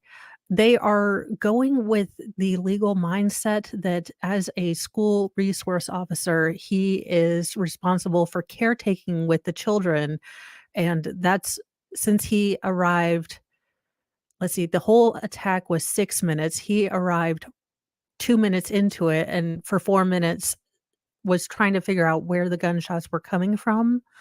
Um, they have video of him just staying in one place, so they're charging him with negligence. Hey, guys, or hey. Well, believe me, 1 year, all the kids got their Christmas gifts from Satan and not Santa, so I understand the spelling. Oh, crud. Yeah, I am not up to date. I am taking notes. There will be a week roundup because this is going to be a 3-month case, so I believe I will be doing weekly roundups, and then if there's something pretty explosive on a daily basis, I will probably do a well, that's the thing I wanted to get an actual law tuber on because I am a lay tuber, loosely affiliated with LawTube. It's a very interesting thing for me, and I believe that this particular judge denied the defense taking out those child neglect, um, things because it's just a very odd way to charge this, so I'm glad I picked this one, but, maybe knowing a little bit of the legaling would be good. So I am not sure. I wonder if this again, I believe this is entirely a function of Nicholas Cruz not getting the, ultimate punishment. And I don't know if that changes any reasoning because he is, in fact, a school officer, so it's just a very weird way to charge a case to me. So, hopefully, I can do weekly roundups and nightly roundups for, kind of interesting things, and then still do the Sarah Boone and everything else, and possibly be a okay, that would be good. Okay, we should definitely do it together. Do you want me to invite you or let me see. Oh, I was gonna say cash. I am always cool with cash. Cash for everyone. Eh, okay, let me see. I can invite. I know how to do things sometimes. I really do. Oh, wait, I have the Twitter on my computer because I can twit. Y'all, I know that, my doctors are supposed to be helping me, but swear to goodness, sometimes it is, like, 12 steps backwards and 1 step not even close to forward. Okay.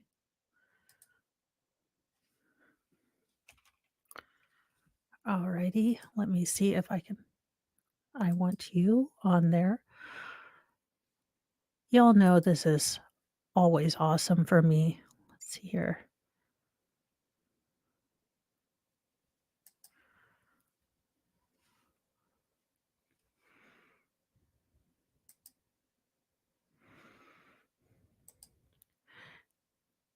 Let's all watch Mo try to internet. As per usual, we are not quite sure that she knows what she's doing, but we try.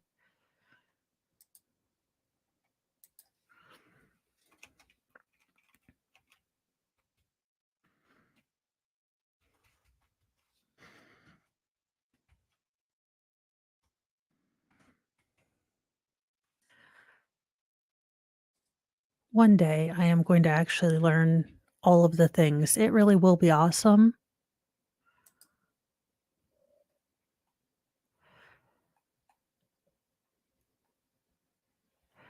Twitter is just beyond confusing to me, to be very honest with you. I never thought that anyone would care what I think about, I don't know, food or anything. It's almost like maybe no one should care about what you're doing, you know, all the times. but you in fact have people that want to know what you're doing all the times.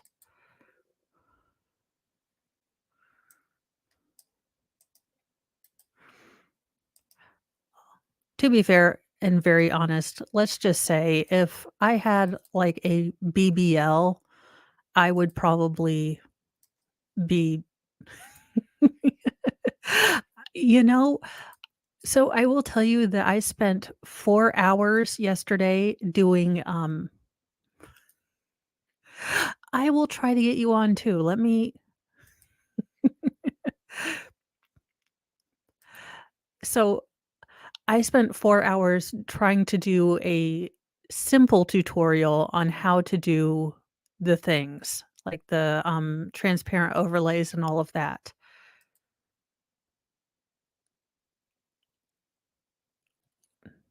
I am just not doing the right things.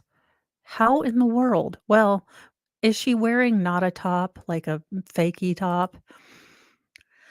Let's get here. And then Salvador, let me see. I can send you a link, but I thought you had to work this morning. That's why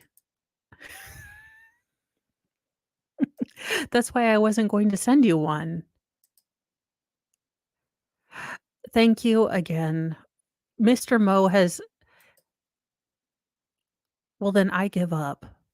Schoolgirl outfit it is. See, I was going to invite you this weekend. Here you are. You're just like my kids, like, they didn't give me what we wanted. But and poor Mr. Mo kind of knows that on days when they kind of fiddle with my, medications, I am not the best. So he said that he would help me again. W because maybe yesterday wasn't the best And time to there try. he kills Nicholas Gouret and Helena Ramsey. And David, I did send you an invite on the Twitters. He continues I am down the getting hallway, all the good at and he this. shoots again, further down the hallway into 1213, and he kills Carmen Shintra. It is at that point when he is down the first floor, he's made it down, as you can see where 1213 is, he's made his way down the floor, first floor. It is about that time that the security cameras pick up that golf cart. You can see in the distance the golf cart, all of a sudden it appears in the screen, it crosses the screen, and then it disappears because it's now going to stop on the south. This is unfair. Here I am taking like the notes and learning the things, and I could have just sat there studying. And she does like, David, we're in the wrong business. We're getting the Wish schoolgirl outfits. East corner of the 1200 building. I'll put the other map up for just a second. I am The cart comes racing between the 7 and 8 building, and it goes to the southeast corner of the 12 building, while the shooter is still on the first floor. He is now down toward the end of that hallway. Now, just prior to that, in the cart arriving, a school monitor, Chris Hickson, runs into the 1200 building from the east end. He's running. now I will say that so just kind of an explanation. So there are school monitors that I believe are only in charge of like the gate kind of things and just kind of patrolling around the school. They are not armed. And then there are security officers that I believe are one maybe step above that. Like maybe if there's a fight going on, they are kind of prepared and trained to deal with that, but they also don't have weapons on them. Now, I do believe that Scot Peterson, the, school officer, was the only person there that was armed, to my knowledge, at that point during the attack. Into the building, I'm sorry, from the west end. He runs into the building it's in between 13 and 12, and he runs at the west end of the 12 building. Remember, the shooter, he initially fires down the hallway, and then when Chris Hickson comes in through those doors, those west doors, he fires again, and he hits Chris Hickson, the monitor, and Hickson's hit, and he rolls off to the north side of the hallway. There's like a little indentation because there's either a bathroom or there's a closet there. He rolls over that way to get out of the line of fire in the hallway. But he's injured. He's still alive, but he is injured.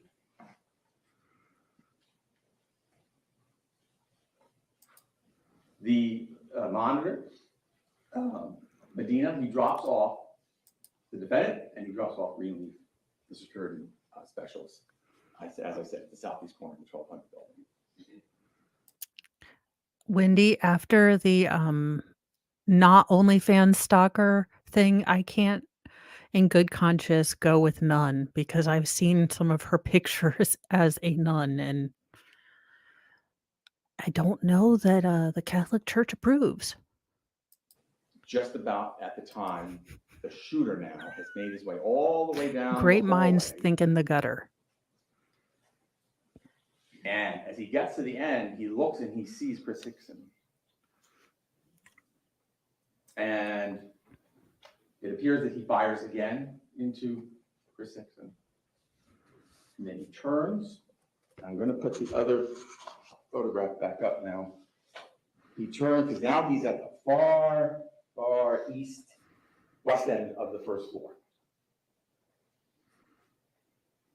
So he is all the way down at the far west end. And those red and black markings that you see, those are just the placement of security cameras in the school, in the 1200. So now he's made his way all the way down the first floor. And he has killed Luke, Gina, Mark, Alex, Elisa, Elena,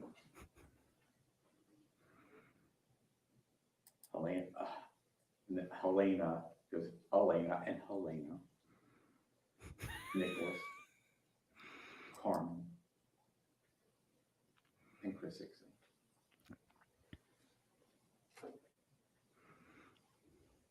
And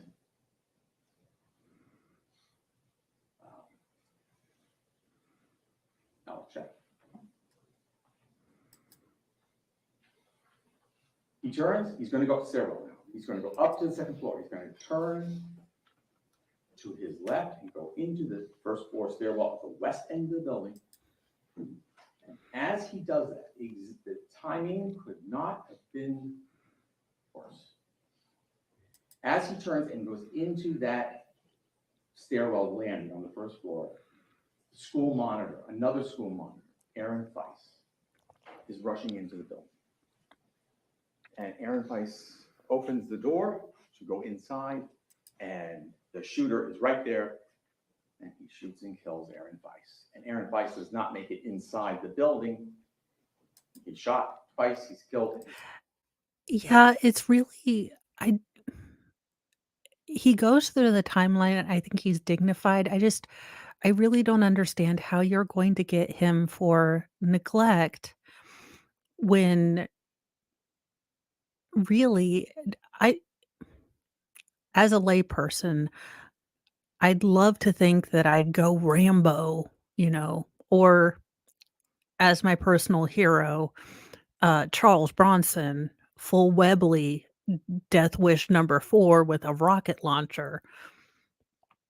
But if he was, again, like I said before, this was right after the Las Vegas shooting. He was thinking sniper fire. It was loud, the orientation of those buildings with the echoes. If anything, this particular opening for the state did more to convince me than his defense attorney, who really, to me, tonally, was just all wrong for this case. I like that he was zealously defending him, but I think once we get to his defense, you're going to see The outside it did not hit me right. The defendant and Greenleaf are at the other end of the building. They are at the far other end of the building, the outside. They are about as far as away from the shooter as they could possibly be at that point. Those shots are heard. The defendant will yell shots fired into his BS. He has two radios. One is the school radio, one is the BSO dispatch. He will yell shots fired. At the same time, you'll see video of students who were evacuating the 700 building. And now this is where things get a little interesting, but a little complicated in the sense that you had a fire alarm go off, and then it gets shut off. And there's no, there was no reporting back of what the fire was, so it didn't, nothing came over the school, the PA system. So the kids in the 700 That's a building good start to idea. evacuate. They're doing what they're supposed to do when there's a fire. So they start coming out. That building faces the 1200 building. And that building does not have an inside. The corridors or the classrooms all face the outside. So this is the 700 building. And those students are coming out because they're. I will say that, so this opening kind of, I would much rather have heard, I believe someone else said it up here, about what this particular defendant was doing and not, can we go through the horrors of that day? But there is evidence that is going to be shown in the defense that, uh, Cruz shot through windows. He shot, different buildings, shot the glass out. I don't know. I don't know if they would do this, but I need a full reenactment so we can hear the auditory kind of things that he was dealing with. And I do want to talk to Valhalla about, kind of someone who's been through the kind of active shooter training that maybe people can kind of explain more, because I am not versed in anything but, watching the A Team. So Following their fire evacuation plan when they hear the shots. And you can tell they're all kind of just walking out because they think it's a fire, and then or a drill, most likely, and all of a sudden they hear something and they just go scattering back to the center.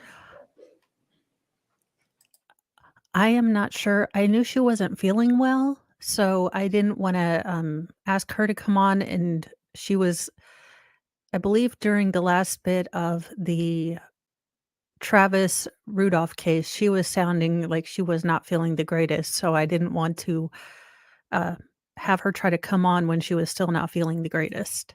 But I will check with her. Shooter continues up and down the second floor. Now, the kids in the 700 building were evacuating for a fire. The students and teachers on the second floor of the 1200 building have heard the gunshots. They had the training the month before about what to do when you have an active shooter, and they have all gone into their classrooms. They've gone into the safest portions of those classrooms, the hardened areas, those areas where if you shoot through the door, you don't open it, but you shoot through it because it should be locked, you wouldn't be able to hit anyone because they would all be in a hardened corner. And when the shooter gets up to the second floor, it's empty. There's nobody in the hallway. Totally empty. And he begins to make his way down the second floor. Now he's going again from west to east. He's done the whole first floor, and he's going the other direction on the second floor from west to east. And as he goes down that floor, he shoots into classroom 1231. There's nobody to hit, but he shoots three rounds into that classroom. And then he'll continue further down. That classroom 31 faces the north side of the corridor. And then he shoots into 1234, which faces the south side of that corridor. Nobody in that either.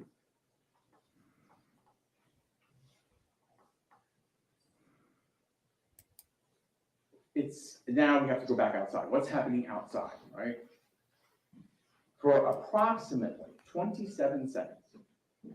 You do not see Kelvin Greenleaf or the defendant, Peterson. You don't see them because there's no camera in front of the 1200 building.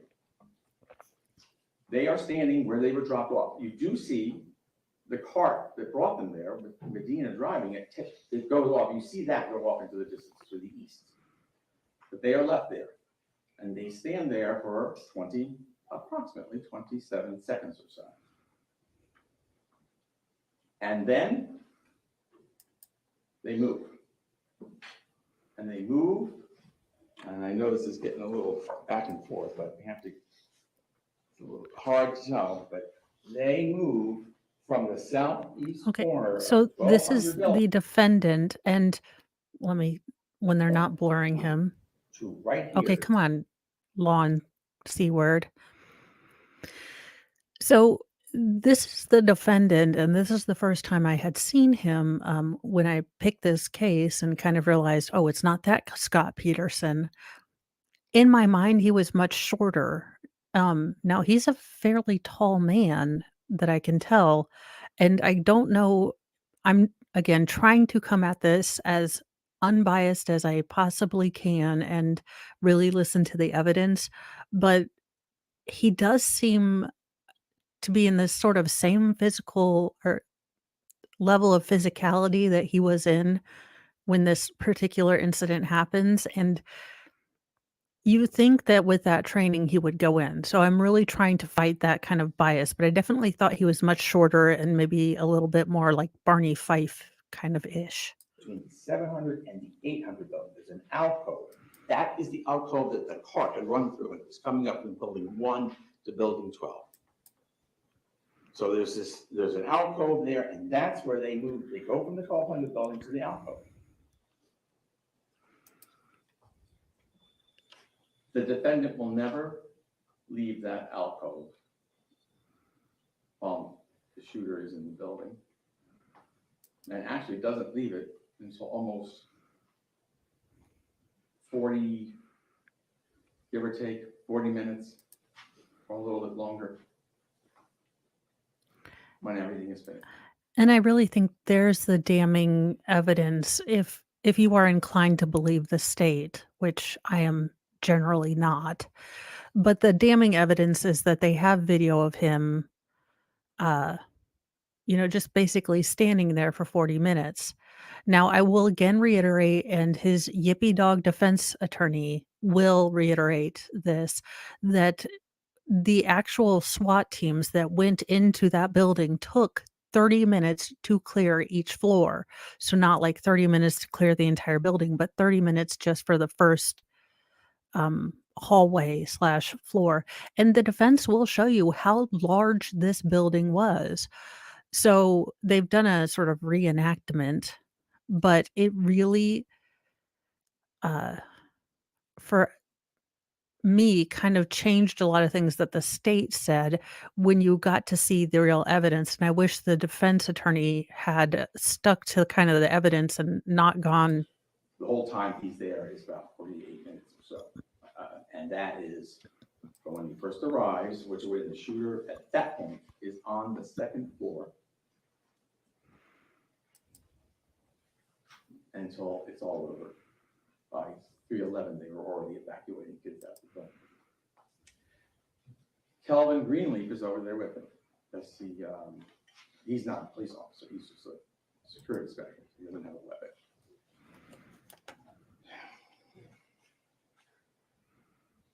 The third floor.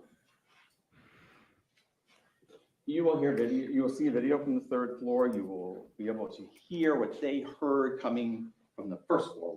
Gunshots are being fired on one before the alarm goes off. And everyone is sort of, you'll see, they're all sort of looking around like, what was that? What was that? And somebody says, they give different explanations for what the noise was that they were hearing. Then the alarm goes off. And when the alarm goes off, they decide to start to evacuate because the fire alarm is going off, so they'll evacuate. Now, some kids initially go to the east stairwell But both of the kids go to the west stairwell. And it's organized because they just think it's a fire drill, because now that the alarm is on, they're going to walk out. It turns out that as the kids on the west end of the third floor of that building, they're all trying to go down the stairs. So that would be here. Now, remember, we're talking about the 1200 building. The defendant is over here with Kelvin Greenleaf, and we're talking about the third floor of the 1200 or the 12. For the love of Cheetos, That sir. is this floor here on the top, west end and east end.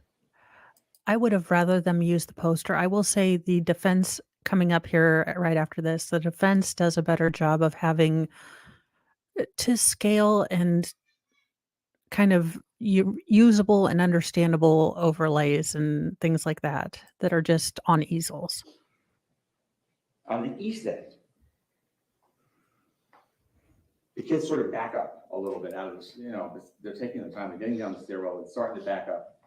And one of the students, Armand, gets pushed toward the window. And he looks down and he can see Greenleaf, and he can see Scot Peterson where they were first dropped off at the southeast corner of the 1200 building. And he sees that Deputy Peterson has his gun out.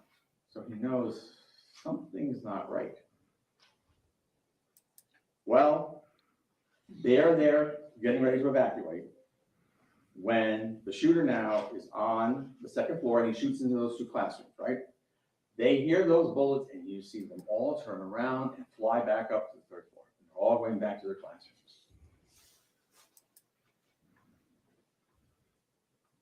There are students at the very first students in front of the whole crowd who are going down that east stairwell. Do not turn around. They continue down. They continue. I will say excited utterance. If you want to look at some like the worst school incident, look up the bath in Canada. There was a man who put a bunch of explosives everywhere, and it was pretty big. I will say, so again, you are in Australia. So it is hard to kind of go from a culture that has not had weapons to one that kind of is. Yeah, I believe it was the Bath girls' school massacre, I want to say. Uh was it Casual Criminalist has a good story or a good show about it. I like him because he can read and talk on the internet. And he has someone else to do his little pop-in things.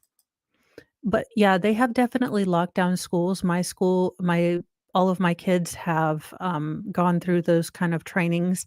There was also a big live reenactment or exercise where kids could be like victims or different things. It, it's just a factor of different cultures. I think that a lot of this starts at home. I'm going to get on my little soapbox here. We have done a great disservice to young men. They have been masculinity, chivalry, that kind of thing has been greatly vilified by a lot of people. Uh, you have these young men who feel lost and helpless and like the world is a nihilistic place. Oh, there we go. I knew it was somewhere. But yes, so it wasn't Canada, though Canada has probably done something somewhere. Thank you, John Gary. But you have these gentlemen or these young boys who are so nihilistic, so lost, so in need of something to have their life make something mean something that they turn to. I am going to be famous because I will do I'm not gonna say that to David.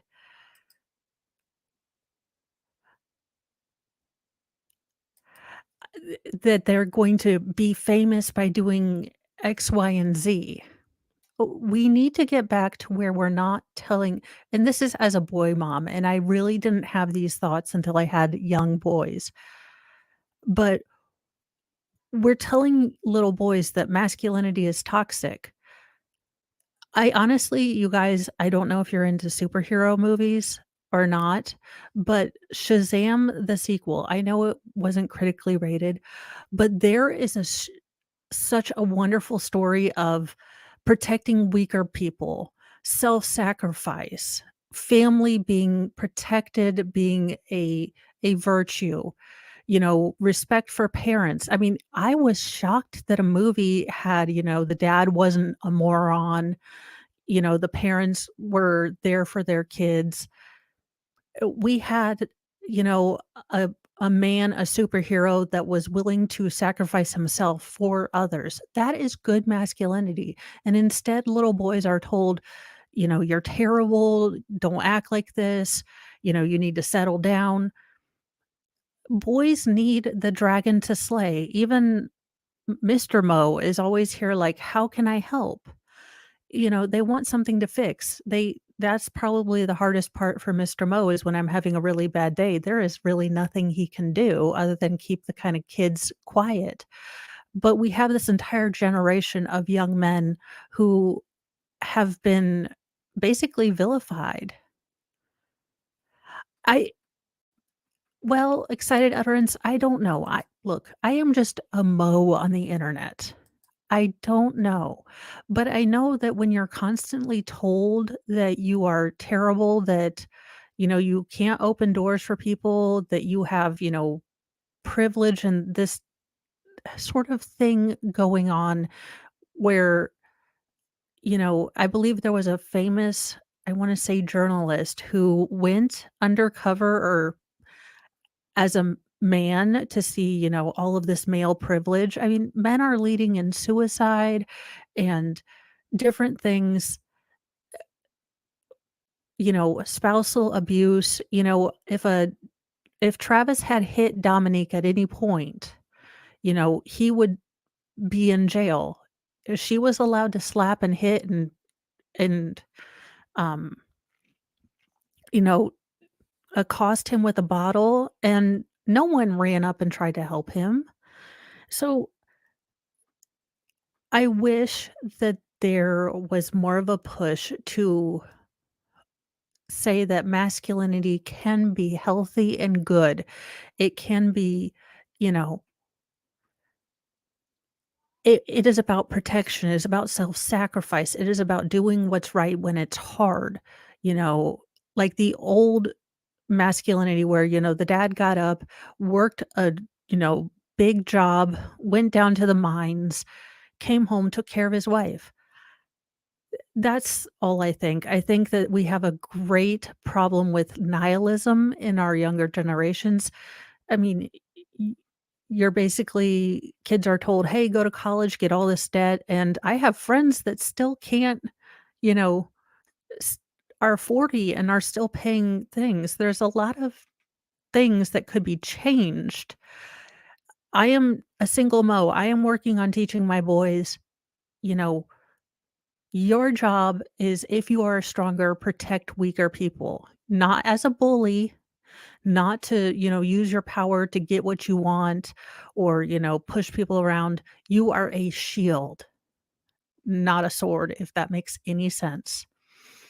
And however you want to express that. If you want to go into gymnastics, if you want to go into, science, you are going to be physically stronger.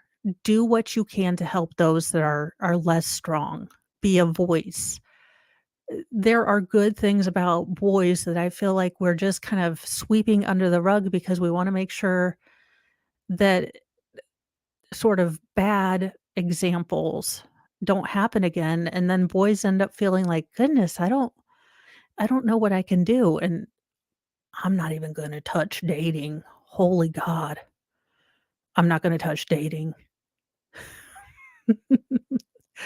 So, I will say that I hope in my small, small way, I am raising boys that will use what they can have, the strength they have, the smarts they have to be a shield, to, help the little guy. And I really hope that maybe entertainment or, God forbid, Ben Shapiro's, Daily Wire thing, if they come out with more media where men aren't shown, you know, um, to be the Homer Simpson do nothing things. See, that's the thing. It's all goes back to the younger generation needs something beyond nihilism. They need to see that for the most part, regardless of news all around, life is still worth living. There are good things. Family and being a mom, being a dad, I wanna say yes. Now, there are suspected, links to mental health drugs and, ADHD medication, but I have not researched that, so, as I say, there are other people that feel very strongly that SSRIs are maybe a possible trigger for some of these things, but you can get way down that rabbit hole to MK Ultra. So, there is an entire tinfoil hattery thing. Um, Actually, one of the famous first school shootings, it inspired the song "I Don't Like Mondays." She was greatly abused by her dad. I cannot remember her name right off the top. Chat will have to help me. But then a singer wrote the song "I Don't Like Mondays" because that's when she happened to have that. I believe she used her father's hunting pistol and or hunting gun and shot at the elementary school, but I cannot for the life of me remember her name right now. I know, we would, but then we'd go full revoke the 19th and I'd lose my I'd get attacked on Twitter even though I don't know how to Twitter, so I wouldn't really care. Y Alright, well, let's get back on to this guy. But yeah, that's my 2 cents soapbox of it. Because, I mean, she was neglected and abused, uh, greatly, and then the other, okay, I don't wanna get in trouble. The more recent, trans man who was a biological that person in, I believe it was Tennessee or Kentucky, was born female. Look, y'all, here's the thing. 98%. Yeah. Um, yeah. So, as I tell my kids, 87% of people don't wanna be jerks. We just don't have the time to do the calculus of your uniqueness. So if you could just tell me what you want to be called, because I'm a little confused with the beard, the purple hair, and the skirt. I don't know how to address you. I don't wanna be mean, but I have no clue, and I don't wanna be mean to you, so if you could kindly just help a sister out. I've got 6 kids and and bills to pay. I don't have time to figure it out, so if you'd like to be called Flip Flop, that's fine. I just could you wear a name tag, please, sir, ma'am, whomever you want to be. Down to the first floor. One of them It's goes and okay. starts to Have look. fun They come picking down him that up. exactly where the shooter had started, right? They come down that stairwell on the east There side. we go, yes. One of them goes and looks down the first floor corridors, and then the corridor and other ones follow. And all of a sudden, you will see from the camera on the first floor and then from the stairwell, they have seen carnage. They have seen what happened on that floor, and they go flying out the doors, the first floor east doors, the same doors Cruz came in. I'm sorry, shooter came into. I will say so I know that having, these sort of drills are disturbing in the way that you think about them, but they were actually very effective here because all of the children from the top floors were getting ready to try to exit the building because they thought it was a fire alarm. Once they heard the gunshots, they went into full lockdown mode and hid in the schoolrooms in such a way that I believe it was very hard to get to any of them. I mean, it didn't help every one of them, but can you imagine should, Crazy Eyes have come upon them all in a stairwell trying to get out? It could have been much, much worse. just a few minutes before. When that happens, right? Remember, those shots went off on the second floor. The defendant and Greenleaf have now moved to that position over the 700 building, that alcove. And they have a perfect view of the 1200 building, the east side, and its whole south side. Because they can, from this spot, they are able to see, from that spot there, they can see the 1200 building. Court TV has the weirdest and way of the moving their south camera. Side, all the way down to the west part of the 13 and 13 building. Those students, those 5 students are flying out of the 1200 building on the east side. Nobody stops them. Nobody asks them what's going on. You see security specialist Greenleaf, who's he's to the south, which would be if the defendant is here, he's just sort of right behind him. And the camera picks up Greenleaf. That camera picks up Greenleaf. There's another camera that's I knew looking it was down something. the side of this. Court building, TV, what the all the hell? way down here.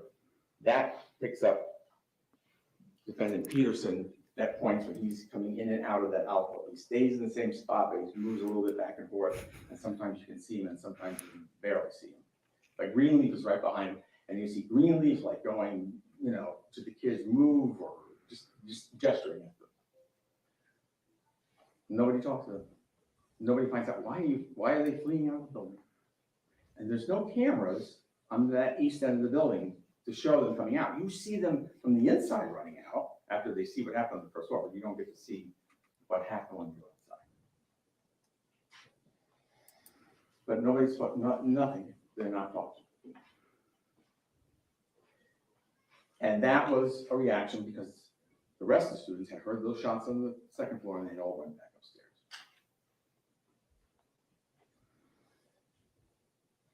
You're also going to hear a video, see a video, because let me back up just a little bit. I have told you there's surveillance video, right? That's from the school, and there's no sound. There's no sound, and it's motion censored. That's what makes it stop. There is also body-worn camera video that comes from the police officers, BSO. They have the cameras on their vests to the front, and so it films what they're doing as they're going through their day. Then you'll be seeing body-worn camera. That does have sound. You'll also be seeing cell phone video, which of course, as you all know, has sound and picture. Back on the first floor in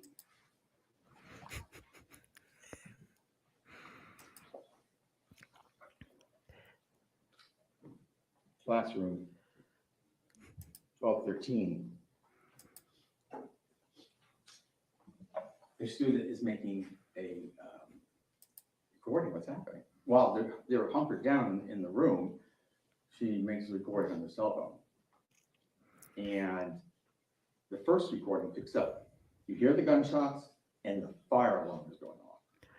The man that is valiantly trying to hide the receding hairline is in the very dark black, I'm going to say just for men hair color. That is the defense attorney. And I am trying to withhold judgment, but when you see his opening statement, maybe you'll agree with me that he just doesn't strike the right tone for me. The second recording, the fire alarm shuts off. And you'll have an opportunity to listen to it. It's when the defendant is on the first floor, and he has, not the defendant, but the shooter's on the first floor. And he has moved down. In the first video, he's right on the first part of the floor. In the second video, he's made his way to when Aaron Weiss comes in the building. And on that video, you hear bang, bang, bang.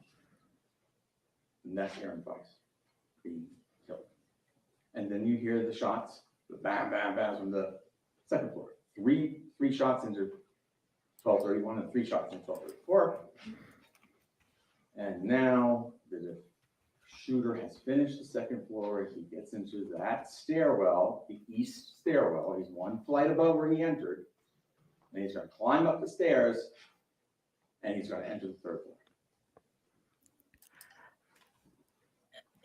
He has a couple of things to do today, so he is going to jump in when he can. I'm actually hoping he kind of is able to jump in with the defense attorney because, like I said, the defense attorney was.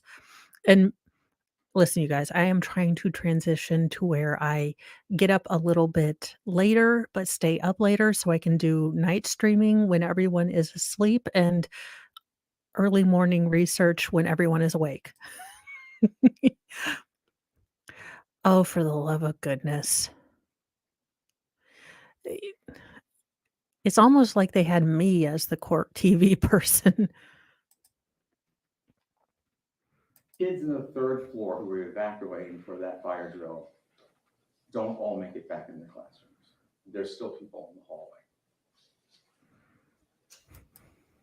The video that the student in the 1st floor had, you'll see that was recorded, the second one,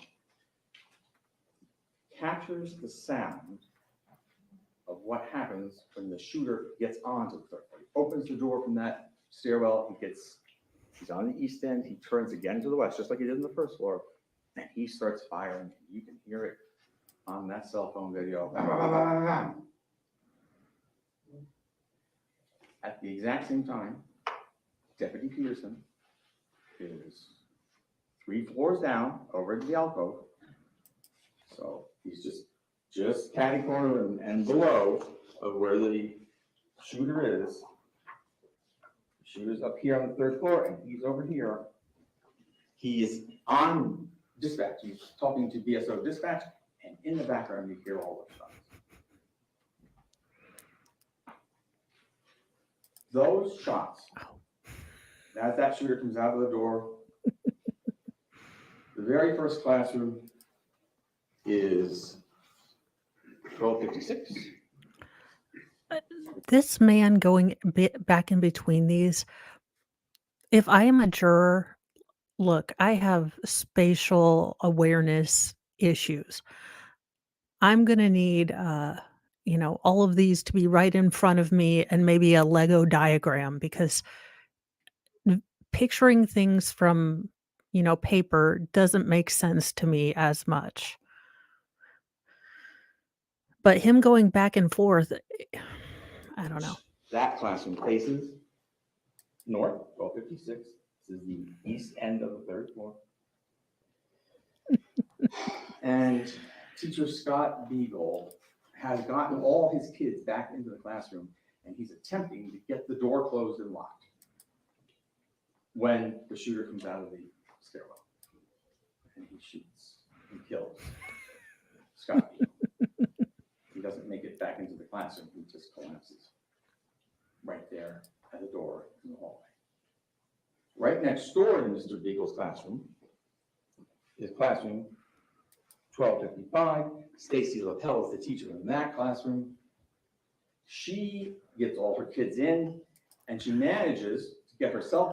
So this is what I'm talking about. I mean, I know we don't like these sort of trainings, but again, had these kids not been trained that if they hear this to go back to their rooms and hide, he would have had access to just a bunch of scared kids in the stairway. And I know some teachers sacrificed their safety in order to let these kids live and get into their classrooms, but for better or for worse, the fact that they had the training and they were able to go back into their rooms and, it saved some children.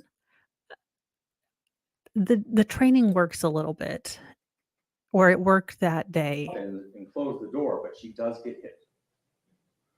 She survives, but she does get hit.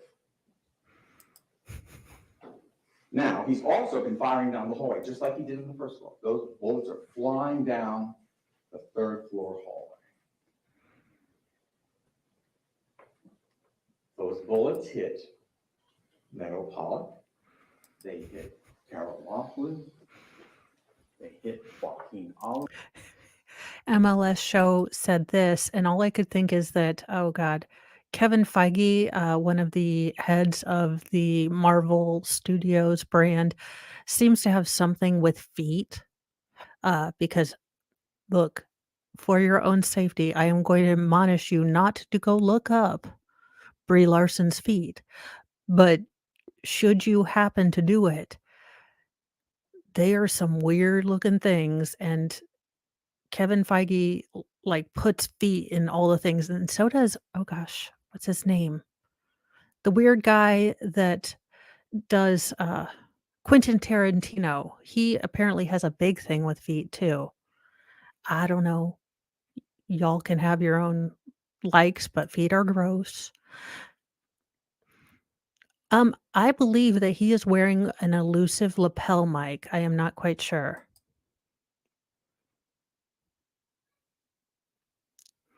Yeah, well, I am good I'm glad for you, and that's good. I told you not to. I told you I had done the science for you, and it's horrifying. If you tend to go and open that internet window, I cannot help you.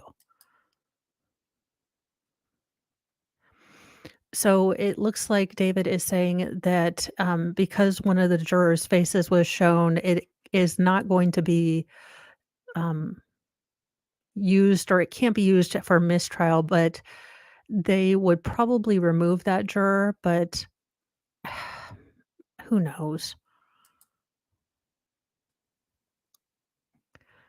Okay, we are no more feet talk.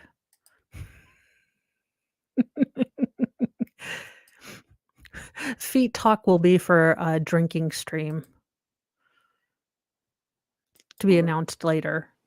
They hit Peter Wang. They hit Jamie Gutenberg. They injure Anthony Borges. They injure Marian Kavachenko. And I do wanna say that I give all of the props to these parents that, are sitting here. I know that a lot of these parents sat through the entire, Cruz sentencing thing and had to deal with the absolute, utter, deplorable defense attorneys in that. So I just applaud these parents again to sit through what has to be just horrible stuff to hear. I don't know that this is the right way to get justice. I don't know if this is where we can get justice from, but the dedication to sit here and listen to what has to be the most terrible day in their life again, props to you guys. they injured, well, I've already told you, Stacey Lapel was already injured.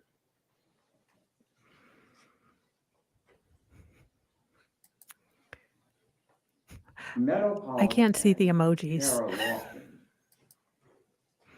end up here. They're on the south side of a locked classroom. I'm sorry, look here. South side of a locked classroom. Okay, so the Cruz defense, maybe it was just the woman who was giggle thinging and did the little, the little Letitia move. Oh my my eyes could not roll hard enough. I believe I might have almost severed my spine, with that yeah. Church lady may need to come out for that.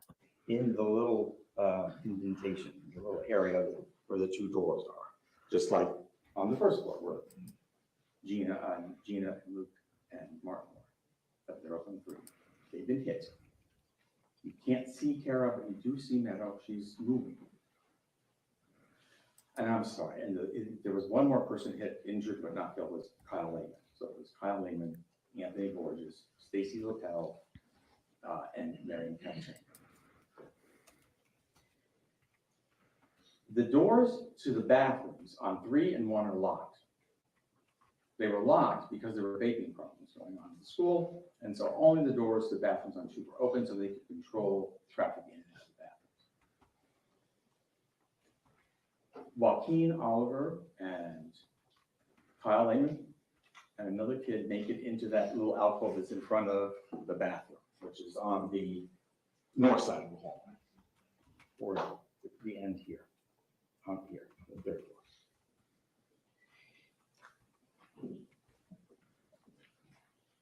The shooter reloads, and when he reloads, some of the kids and the teacher are able to flee and get down and out the west end stairwell. Jamie Gutenberg was one of them, but she got hit just as she was approaching the exit door to the stairwell, and it hit her in the spine. She makes it outside the door and collapses onto the landing. She's on the west side, west end stairwell, 3rd floor, and she collapses on her landing. She dies.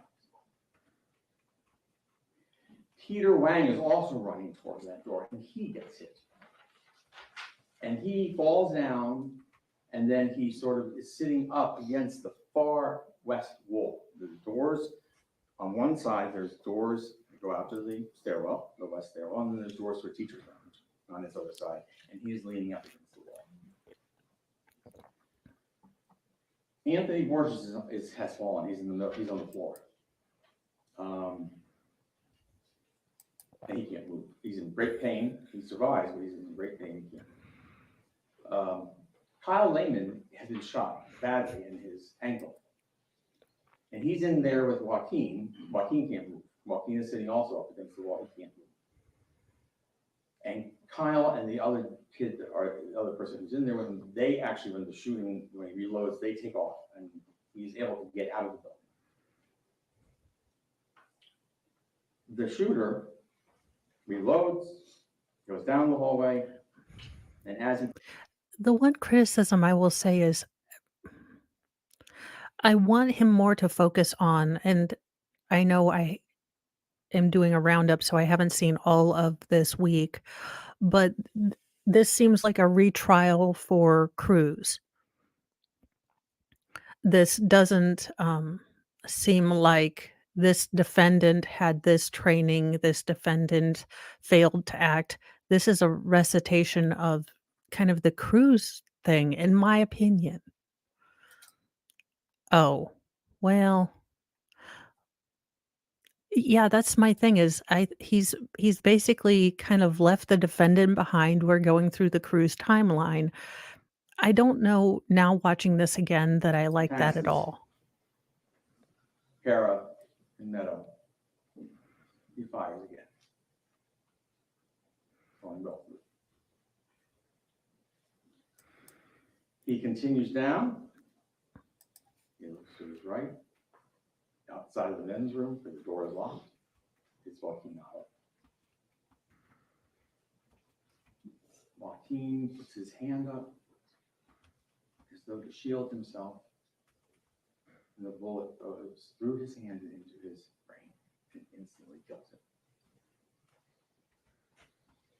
him. He then continues down the rest of the hallway and he fires numerous shots into Peter Wang, killing Peter Wang. You now have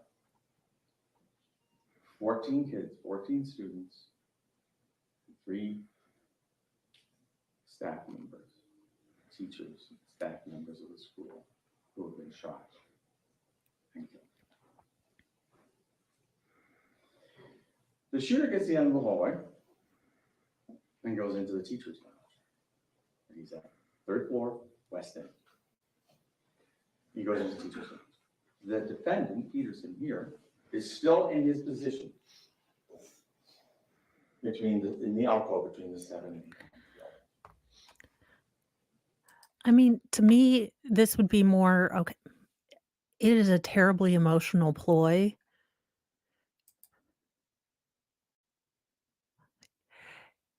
I understand. It's hard. Being a mom is all the hard things sometimes.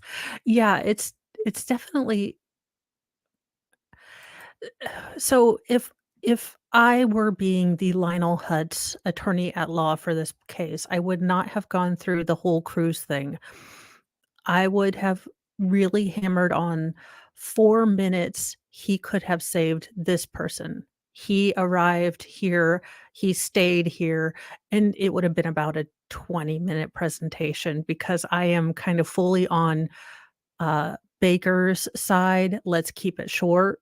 Let's, keep it to the facts. Let's be very, kind of to not bring emotion in here. As I'm seeing this again, which I'm kind of glad I'm seeing it again, it seems while it seems respectful in its tone, it seems a lot like, "Hey, you remember all those terrible things that happened. Let's go point by point through them." I am not sure. Uh, like I said, I am only Lionel Hudsing this from the side with my Darrell Brooks learn to law, degree. Oh, Lord. I know. He is a pretty intelligent guy. He was an actual law enforcement officer, so he was a deputy and then a school resource officer, so not quite sure how that works, but he was first and foremost a deputy. He carried weapons, things like that. But as I am watching this again, it definitely seems like a retrying of the Nicholas Cruz case versus failure to act. This was his job. He let those children down. He could have done X, Y, and Z or Z, depending on where you are. He could, he had just been trained on this. The training said this, that, and this. It's it seeing it now again, it really hasn't hit any of those points. He didn't, do the thing where most prosecutors will bring up the law and kind of step by step explain to you the principles of this is what it means to be, felony child neglect. And these are the criteria you need to cover. This is why we believe that this, we will be able to show you that he failed to meet each and every one of these standards. What he's doing is not that. End of rant. The shooter goes into the lounge and he fires 5 shots into the hurricane-proof windows. Some of them face south, some of them face west. 5 shots to the south, 5 shots to the west.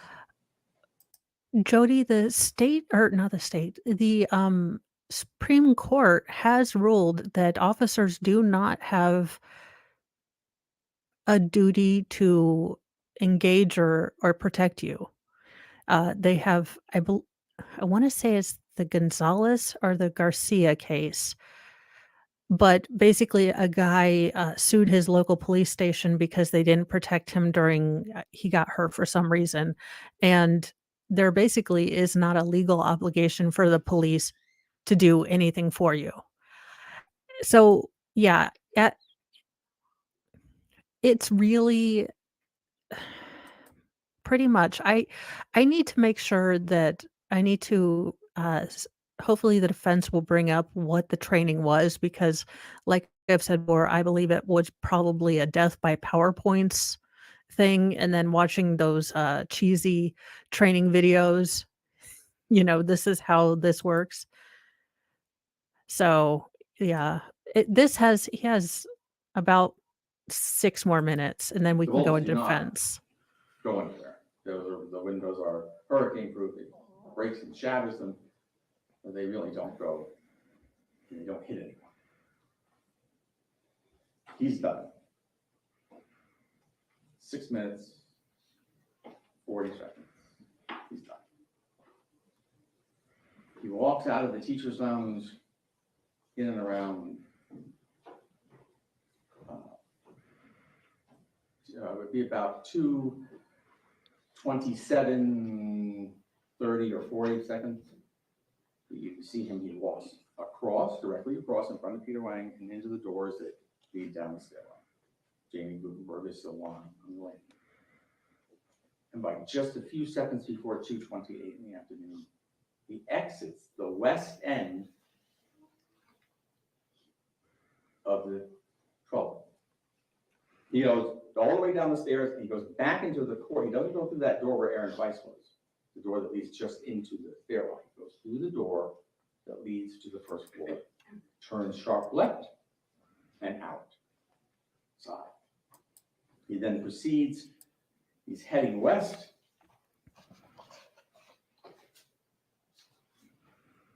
And he's heading west and a little bit south. Because he's going to go, he's fleeing toward that west side of the school. So he comes out this way. And when he comes out here, Defendant Peterson is still here. And he doesn't see him. And then the shooter runs off, and then eventually about an hour or so later, he's captured. All right, John Gary. I'm going to take you. Okay. I figured, so basically constitutional right. Okay, let's civics class this out. So SCOTUS is your federal government. Now, your state government may have things outlining what dereliction of duty is, like John Gary said. So basically, what SCOTUS said was, look, the Constitution doesn't give you, because they only deal with the Constitution, the Constitution doesn't in any way outline that you have the right to expect police to do things. Now, the states have many different laws that will go into what police can do and not do and what is dereliction of duty or not. So that was your learning smarting stuff today. Thank you, John Gary.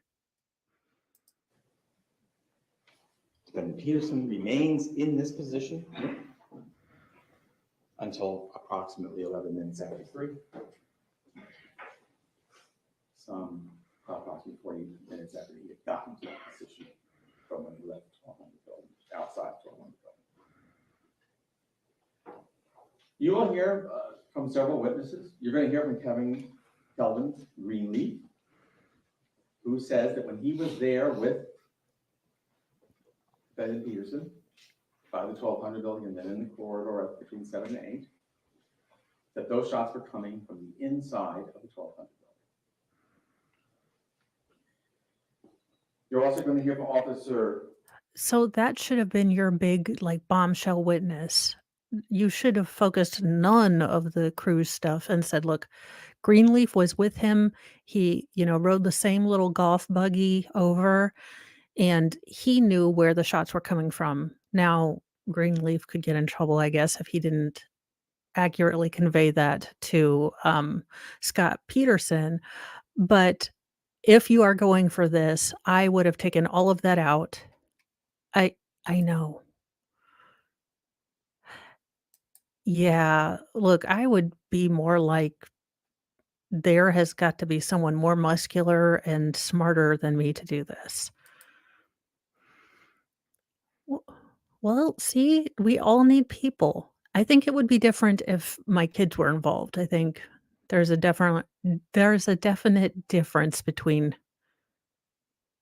uh who you're going to do or what you're going to do. And yeah, who knows? I don't know. I wish I could be Keanu Reeves, but he only has one expression. And now I love Keanu Reeves. I do, but he has one expression ever. He is way over here. It's a little hard to see. There's a baseball diamond. And he, on his part-time, when he's off work, he waters the baseball diamond to get it ready for the night. Bankman is confused about why we were talking about that. When he starts to hear the commotion and the shots, he starts moving toward the 12 building, and he will come all the way over into this general area. And he also says the shots are coming from inside the 1200 building.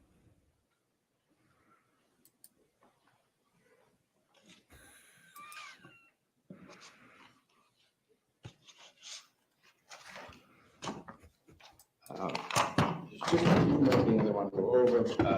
Elliot Bonner is also a monitor, and he will be the one who also hears the shots are coming from inside the 1200 building, and he orders a code red. And this happens around 2:30, 2:24. It's well into when the shooting was going on. The code red means everybody, there's an active shooter, get into your classrooms, get into your hardened areas.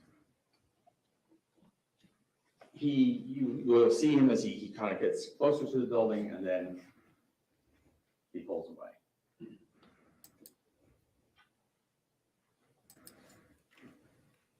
After that, now I told you the shooter left that building, was out of there by 2:28. At 2:32, Coral Springs Police Department, they enter the west end of the building. And they begin to search the building. See Hickson, he's still alive. They put him on a cart. He's carried away, and shortly thereafter passes away. A few minutes later, it's a mix of Coral Springs and BSO. They will enter both sides. Okay, he's just going to keep east babbling end. on, and he does not say anything. Again, the legal he goes over nothing of the legal basis, and again, like when you see most prosecutors, they will kind of go through, and they usually have the PowerPoint, so I have to fight to stay awake, but they will go through, "This is what this means." Now, maybe they do that towards the end because but I always remember, even church lady Helen Lovejoy from the Travis trial, had the, "What does murder one mean?" And so we are gonna switch to the defense. The defense is actually shorter. It's the same amount of time, but it is shorter because he has so many, sidebars because Sir is doing all the things that he is not supposed to be doing. Um, let me stop this screen. Let me go to the other screen. Yeah, this guy he is many things. In denial of a receding hairline is one. Uh, his tone is just very I don't know, maybe you guys will have a different, take on his tone, but his tone seemed just odd to me. So this is the defense attorney for Scot Peterson. Let's see, John, it says, "You're correct, but can you point to a state law which requires a police officer or other state agent to take some action to preserve life?" I do not know. Oh, yes, do not forget daggone it. I had it there and then it moved. Don't forget about movie night tonight.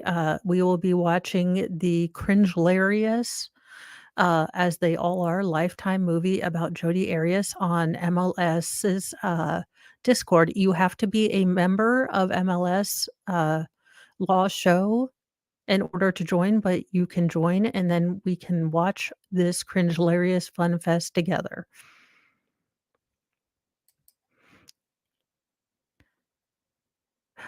Okay, yeah, I wish I knew how to do look, Recovery Addict has that entire, like, Neo from the, uh, Matrix, or that one weird guy from Grandma's Boy, he has that entire thing and, like, all the lights and all the spinny things, and he's just good at it, I'm not. So, Excited Utterance and I agreed when we watched this the first time that he is simply oversaturated. He comes out very yippy dog energy to me. So it's just like well, his hair is a shade too black for he just for mend it, and it's just very odd. I have no idea. John Gary responds that MLS law show, Ohio has a pretty strong dereliction of duty law. I assume Florida doesn't, and that's why they're using the child neglect angle. I do not know. I will try to look that up. And yes, Jungmin is awesome. She is our Discord ninja.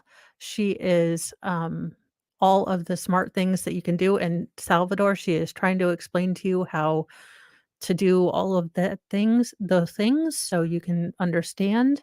And let's get this started because it's only about 20 minutes. They just take 30 minutes for daggone sidebars.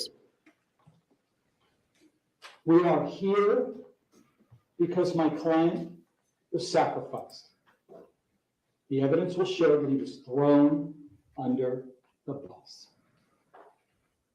My client is not a criminal, and the evidence will not prove that he committed any criminal offenses at all.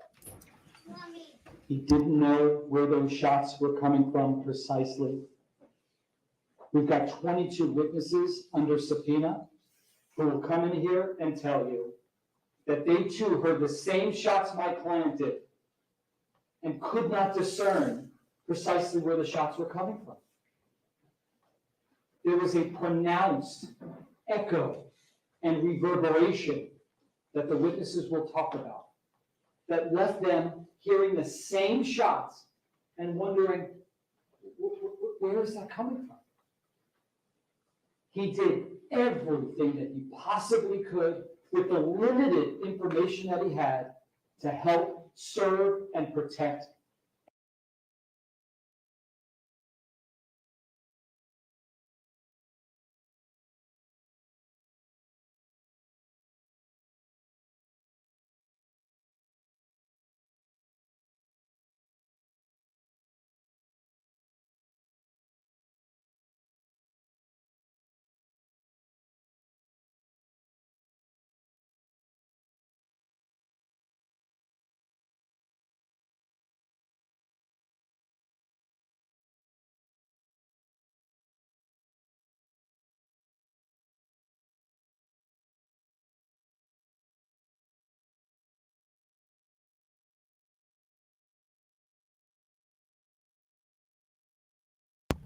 Of course I'm muted.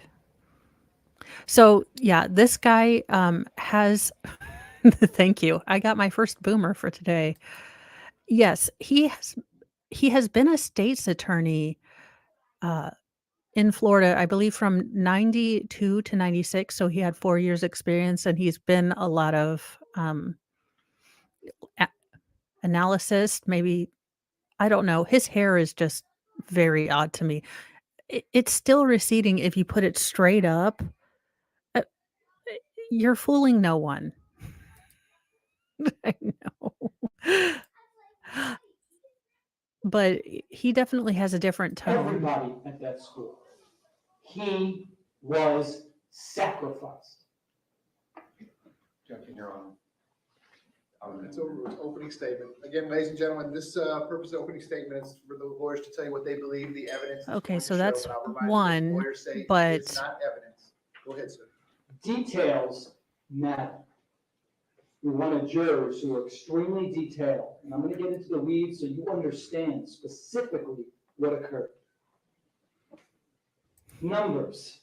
Let's talk some numbers because they don't lie, and that kind of sets the parameters of what happened. First number, 6:36. am I still muted? 6 minutes and Can you guys hear me now?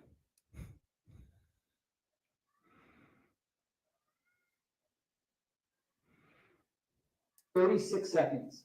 That's how long that monster, Nicholas Cruz, was in the 1200 building committing his atrocities. Nearly 6 minutes and 30.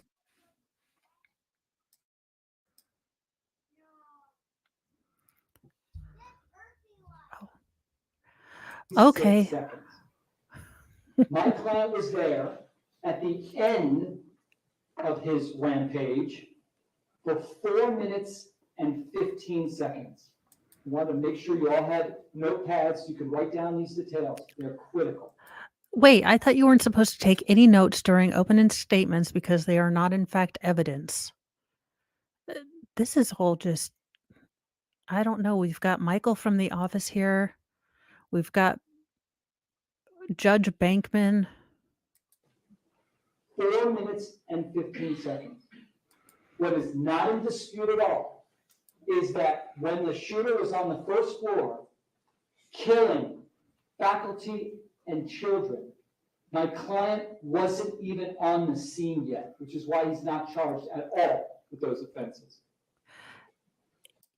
Yeah, this is, as I have gotten into this case, it's really interesting. Again, they're using the child neglect angle, and that's odd. And then they're they're going after a guy's pension. I need to know, I need to look up what in fact his, shooting training actually was. Y- yeah, it gets longer. 17 and 17, more numbers that do not lie, that are uncontroverted. 17 children, 17 total people were killed as a result of this atrocity. 17 were injured. Of the 17 that were killed, 14 of them were children.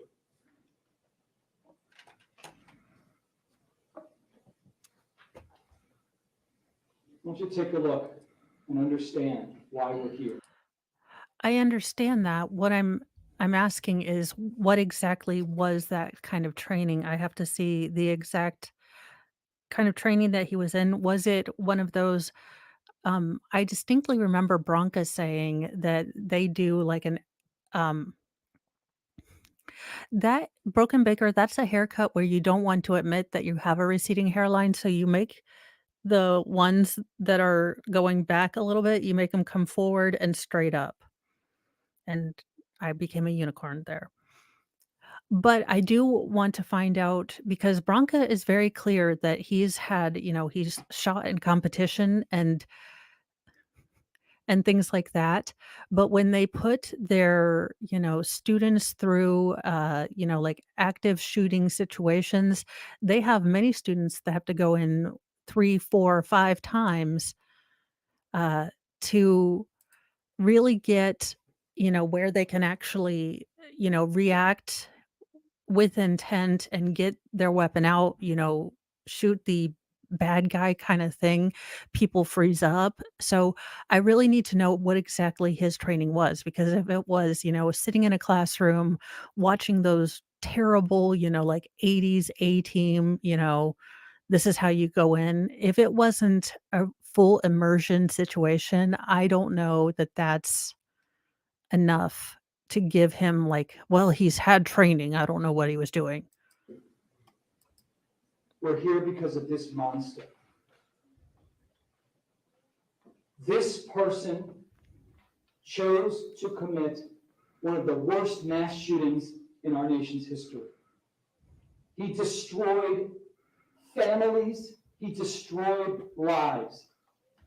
Everyone I could do with them not sticking with the Kubrick angle for forever. was affected by his terror. He is the one to blame for what happened that day. That is not in dispute. He chose to arm himself with an automatic, powerful weapon and kill innocent people. Those are actual screenshots of him doing what he did.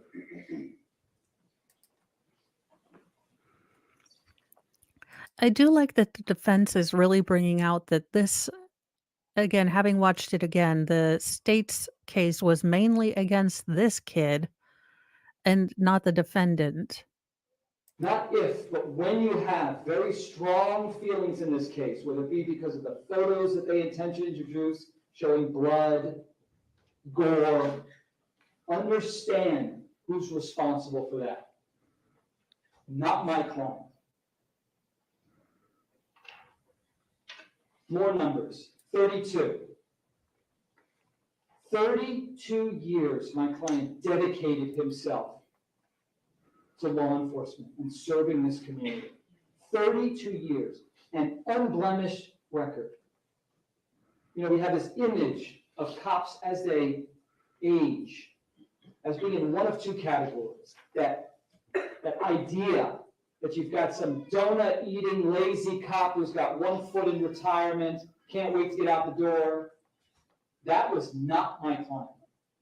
Every single witness we've spoken to, and who will testify, will tell you he was an exemplary officer.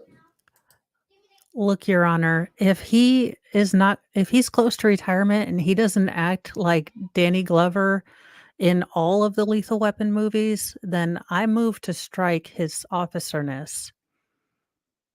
No ideas that he might be a coward in any way. He was great at what he did. A loving father of 4 children, 2 who served in the military. So I will say, and I have tried to look up pictures of him before the incident, but just looking at him, and again, I'm trying to be non-biased. I am trying to go at this by facts, but he looks like this weighs heavily on him. And w- with what he is looking at almost 95 years in prison if they find him guilty of all charges. It is, and we saw Scott Israel a little bit with Jake Tapper really throwing him under the bus, but then giving cover for a lot of his other deputies for not knowing where to go and what to do. It does seem like he was a scapegoat for this.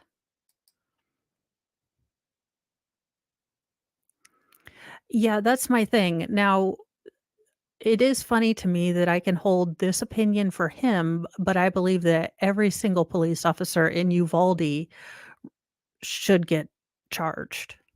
But that's because they kept parents from going in and protecting their own kids. Lovely wife. He went to work that day never thinking that some sick, twisted monster would do what he did. My client was one of those ones that Marjorie Stoneman Douglas, who would get in the middle of kids who were fighting. He would risk his life to protect others. If anybody needed any investigation done, he was there for them. Everybody will tell you, teachers, faculty, if they needed something done, he was the guy. He took care of them. He devoted his life to what he called his children. His children. He's broken up about what occurred.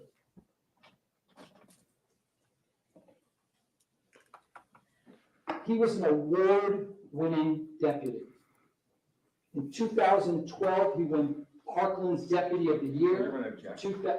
What's the legal objection? It's argument, and it's also, that was part of, I believe, our motion to eliminate in this case. The court ruled on it and previously. Okay, dude, he's gonna rule for you, so don't shake your head when Judge Hank Hill tells you no. No, you're fine, you're fine. I am trying to stop myself from having, strong opinions about this because I want to kind of try to see it, uh, as the jury would, and the jury is supposed to not bring their preconceived notions into it. I mean, all that being said, I'm still gonna make the fun of their hair, and I'm gonna make fun of this guy being a yappy dog, but oh, believe me, Uvalde, there was some thoughts. So, we will continue. It's overruled as to both. Again, what the attorneys think the evidence is going to show at trial. Go ahead, sir. The evidence will show that he won in 2012 Parkland's Deputy of the Year. In 2015, he won Parkland's School Resource Officer of the Year. And then once again in 2016, he won Parkland's Deputy of the Year. This is within just 2 years. I'll have to look up that case. I know it's going to be shocking to you, but I only have encyclopedic knowledge of like 500 cases, so I will have to look at that. But look, everyone gets participation awards now and then, and maybe he was just maybe there was only one school deputy.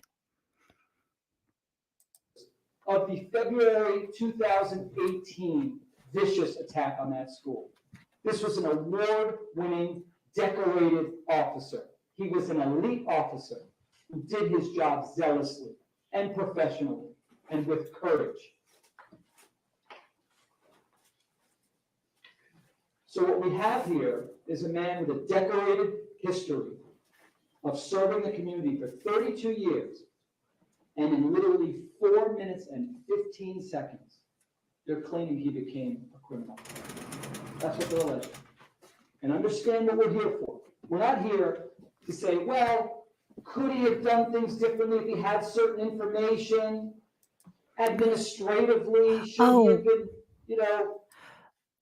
I just you know, I knew who, I know who the Travis that's so funny. I just kept thinking of her as Officer Hammerhead Shark. So that yes, she was the detective of the year. Listen, Florida man exists even in the police ranks. That's all I'm saying. Or woman. reprimanded? Should we award money to people? That's not what we're here for. We're here for one purpose. Because as we've learned, someone from their office filed a document, an information, a charging document, claiming 11 counts. And he has stood before this court and he said, I am not guilty. And for 4 years, every time he came to court, he said, I am not guilty. Because he's innocent. And he did not accept responsibility for crimes that he did not commit. Now, how did we get here? We'll talk about that now. How does a decorated officer who did everything he could with the knowledge that he had, and we'll get into that, how does he sit as a defendant with his liberty at stake in criminal court? Details matter. So let's go back to February 14th, 2018. That's when the massacre occurred. Now, whether it's right or wrong, the people at the top always get blamed. Sometimes it's justified, sometimes not. If it's raining outside, well, it's the president's fault. Gas prices go up, president's fault. But sometimes it's justified. What I will not do in this case at all is tell you whether Sheriff Scot Israel, who was the head of the Broward Sheriff's Office, whether it was justified. Just a warning, this man has a hate boner. It's 3 hours in. He has a hate boner for Sheriff Scott Israel. And if you were here at the beginning of this stream, we all have a hate boner for Scott Israel because, yes, just politicians speak. He threw this man under the bus, but then wanted to cover his own butt, the city planner, and all the rest of his deputies. That he was getting tons of criticism immediately after this. I will not get into that because I don't like the idea of anybody blaming someone without having all the facts. I won't do that. I won't be a party to that. You got one finger pointing out, you got three pointing back. Okay. Well, I say things in the most eloquent way. He says that, but in true SpongeBob, a few moments later, half of his argument is Scott Israel is a douche. But what I will say is that the governor did find that he was incompetent and he was removed from office. But before that ever happened, Sheriff Israel, who was on the hot seat, did a Jake Tapper CNN town hall meeting. Budget objection irrelevant. Well, as to the relevancy objection. As to the relevancy of CNN, we are not going to comment. You guys, look, here's the grift. If you guys want me to watch the, Jake Tapper Town Special, I will expect, money because that is masochism on a level because not only do you have Jake Tapper, Sheriff Israel, but you have Marco Rubio and David Hogg and that chick that shaved her hair. Uh, it's a lot of pain. So I will need money to do that. I am willing to watch mainstream television for you guys, but, but I will need for you to pay for my therapy afterwards. But, Mr. Aguilar, so let's stick to what you think the evidence is going to be in this case. Go ahead, sir. If they don't call him, we will call Sheriff Israel to testify. It is will. lore. We have no burden in this case, but we will make sure that we call him to testify. And he will admit to you that he was under pressure. Naturally so. He's at the top. People started to question why certain deputies didn't go in, and we'll get to why they did. He wasn't the only one, by the way. There was at least 6 others that we will call to testify. We will explain why they didn't go into the building either. They also thought the shots were coming from a different area, based on the reverberation and based upon the echo. Good, meaningful, dedicated officers. Some who initially lost their job, but then fought and got it back, and they're working now. They have their jobs. My client's fighting for his liberty. But Sheriff Israel took that heat. I'm not saying it's justified, but he was under the gun. A lot of heat's coming his way. Sir, phrasing. Maybe if you're, in a school shooting adjacent trial, maybe under pressure would be a better turn of phrase than under the gun.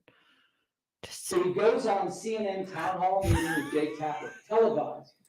oh my God, C-swept. I was trying to do this as a night stream and I was trying to think, who does he remind me of? Because I kept getting Ben Stiller until The Office. I was like, Michael is doing law now? Dunder Mifflin, he's gotten up. For everybody to see.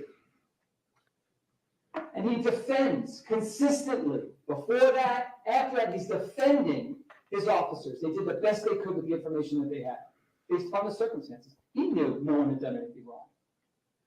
Well, that didn't fly. He will tell you that even after he went on to that Jake Tapper town hall meeting, yeah, people didn't like some of the things he said, including that he showed great leadership. And his officers didn't do anything wrong. He took a lot of heat. So what does he do? Understand, he's the head of BSO. Thousands of deputies. But like any of us, we have supervisors. And if something looks wrong, you bring in somebody and you say, well, tell us what happened. Why didn't you go in?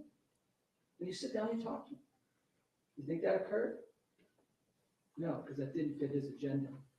What you will learn, the evidence will show, is that Sheriff Scot Israel put Sheriff Scot Israel number 1. Sheriff Scot Israel. This is 5 minutes after we said we weren't going to talk about Sheriff Scot Israel. I'm just pointing it out there, sir. Israel's ego is not his amigo. Oh, So what he did, his ego is not his amigo, and I am just queen of the unfortunate pause. is he, the very next day, after he took the heat, after that CNN town hall meeting, and just so we're clear, this is who we're talking about. This is him at the CNN town hall meeting, defending everybody, no problem, but then he took the heat. And the very next day, this is him, at a very famous press conference that set into motion why he's sitting there. Objection, Your Honor. Again, it's overruled if that's what the lawyer believes the evidence is going to show. Again, ladies and gentlemen, I'll remind you, opening statement, this is not evidence. What the lawyers tell you is not evidence. It's what they believe the Oh, evidence is. did you see that side eye with the whole eye? Did he? I believe that was not a friendly stare he just made to lady attorney. Is going to show the objections overruled. Go ahead, sir. This press conference set into motion such unbelievable pressure. We'll talk about what happened. Let's talk about what he said and what he didn't say. He announces to the world, with all the media there, this was the biggest case around, biggest atrocity. People. No, Jungmin. So this case has a stunning amount of Scots Show which one again? The, his ego not being amigo, or so the man that they flashed the picture of just then, that is Sheriff Scott Israel. He is the head guy, if he's the president, if you will. Now, Scott with 1T Peterson was the high school SRO. And if you let me know what you wanna see again, I can try, but remember, m time stamping this, I don't know. Want to know what happened. And at that press conference, he said, regarding my client, well, he didn't go in to kill the killer. Now, what did that mean to all of us? I mean, anyone watching. Okay, wait a second. Someone from the police force, it's not very usual. What made it so credible is it's not usual to hear a police officer say something negative about another police officer. But even worse, and what made his words so problematic is that it came from the top. A guy that people knew, a public figure, who spent his career trying to get everyone to perceive him as credible and believable and honest. And now he's throwing my client under the bus. He's saying he should have gone in to kill the killer. What did that mean to all of us? Okay, sir, and for the rest of us, if you are over 24, yeah, I'm trying to get through this fairly quickly-ish and then work on getting the whole week together for you guys for probably a Sunday stream. But as an aside, if you are over 25, your complexion is mine or tan like his, and you're not Eminem, I'm gonna need you not to break out and pretend you know rap. Kill Number the one, killer. wait, I guess he must have known where the shooter was. Number two, my goodness, he must have known kids were being killed in that building, which he didn't know. He sat back and did nothing. He cowered it and did nothing during that time period. Well, naturally, all of us, and I include myself, said, my goodness, what kind of person does that? It was perfect. The media ran with it because now you had a villain. They had Cruz, but now you had a villain. Imagine a veteran officer with a naked seam, huddled down, and just did nothing and protected himself. That's not what happened. But that served Sheriff Israel's purpose. And here's what's more insulting and worse. Not only didn't he try to reach out to my client, the argument would be, well, there's thousands of deputies. Why would he reach out to my client? Because they were friends, ladies and gentlemen. Friends. I have to wonder, with as much as we are going off on Sheriff Israel, if they were friends. Mark and Scott, Sheriff Israel, were friends because he is in full on, I've said it once and I will say it again, eggplant emoji boner, hate boner. He has a hate boner for Sheriff Scott Israel. Sheriff Israel worked as a football coach at Marjorie Stoneman Douglas while my client was there. Sheriff Israel's Now I have to see if they ever won a game because, okay, I know this is a side tangent, but you all follow me for side tangents. You could be watching Law and Cook right now and be in the sad and weird little chat that they have, but you're in my chat and being awesome. But my high school was the high school from, okay, Bring It On. We had a football team that never won, and I was always confused about why everyone thought that, or why every single one of the high school, football players were, kind of full of themselves because I was like, "Y'all have never won. Why are you guys, perhaps shouldn't have such big egos." sons all went to Marjorie Stoneman Douglas when my client was there. Sheriff Israel constantly spoke with my client, even asked him for help when one of his sons got stung with a bee at the school. If they don't have pictures of both Scots holding hands, skipping down a meadow, I'm going to be very upset. Or or since it's Florida, I will allow them sitting around a table bitching and eating cheesecake. The Golden Girls have showed us how things happen in Florida if you are of a certain vintage, and I'm gonna need them to be eating cheesecake. School. He called Scot Peterson. When another son was hanging out with the wrong crowd, Scot Peterson was there to help. He had Scot Peterson's cell phone number. All he had to do if he cared about the truth was call him up and say, "Why did you go in? How rough was it? Tell us what happened." The evidence will show he didn't do it, and there's only one reason why. Because anything my client said, which would have explained why he didn't go in, would not have served Scott Israel. He didn't want to hear the other side. I hate to be that person, but you said you weren't gonna talk about Scott Israel, and it's 10 minutes later. He needed a scapegoat. It's politics 101. Objection, Your Honor. Yeah, that's going to be sustained at this point. Mr. Igarsh, let's get on to the facts. The evidence will show that Scott Israel said, "I give you Scott Peterson." Objection. I love that he's like, "I've heard your objection." Eh, okay, look, my youngest is like this, and he's like, "I have heard your warning." Yeah, I know, sorry, let me turn him down a little bit, and then if you would like to, you can, turn me up a little bit, so that's about as sound mixy as I can make it. Uh, but it's like when my kid knows, like, there's a line, like, "Don't do it," and they just graze that line just a little bit more and look at you like, "What are you gonna do about it?"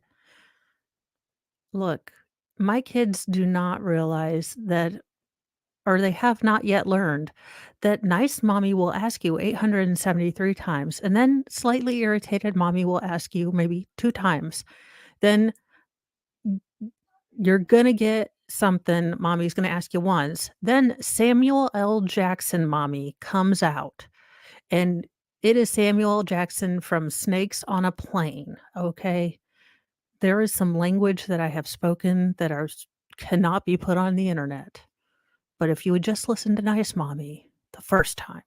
But this lawyer is like, "Look, he's still in nice judge mode. I'm gonna push it." Objection, Your Honor. Yeah, that's sustained, Mr. Igarsh. So what happened Hold on, now? sir. We're not going to talk about the former sheriff anymore. Just want to read the evidence it's going to show at trial. Go ahead, sir. Got it. So as a result of that press conference, everything goes out there, and then it's no surprise, the governor gets involved. Objection, Your Honor. Yeah, that's sustained.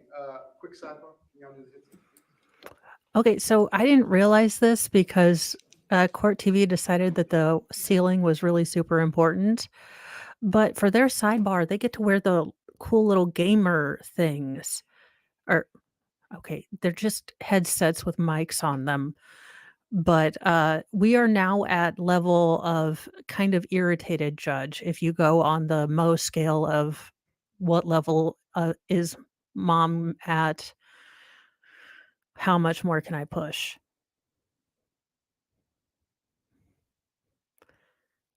I don't know why he's smiling, but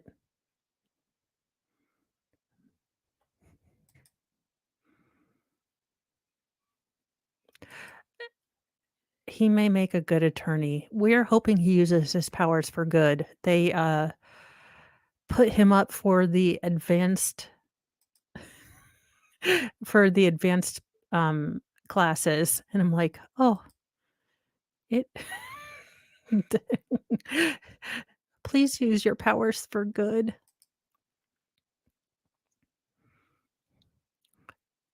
So that's what I said. I'm gonna move through these sidebars, but basically half of his, hour-long thing is him getting sidebarred to death.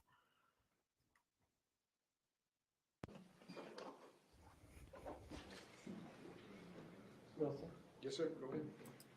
you'll hear that the man that we're talking about, Sheriff Israel, is someone who, when he got an email from one of the parents in this case.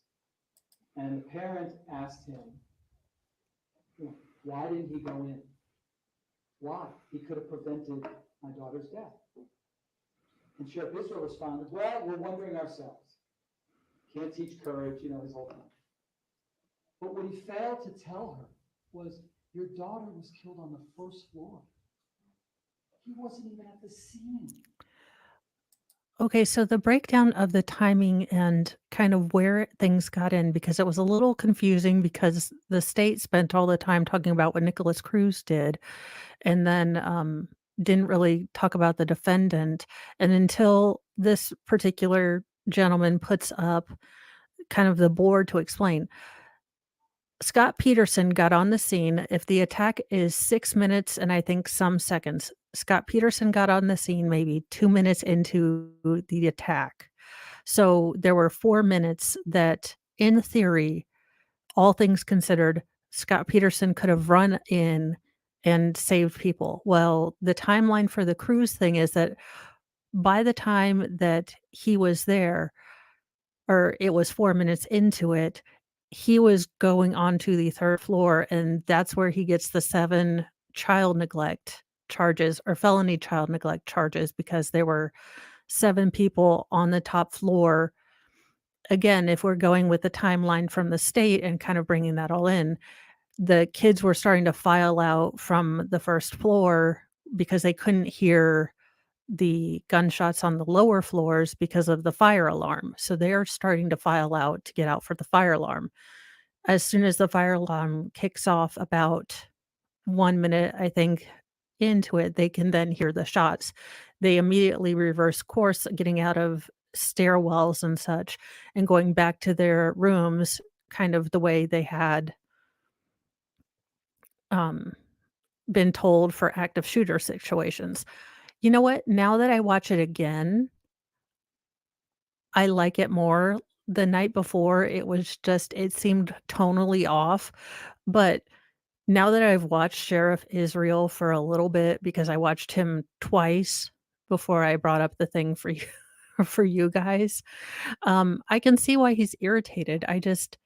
This case is not about Sheriff Israel, so I kind of don't know why he's so irritated other than the fact that he too had to watch Jake Tapper and Scott Israel.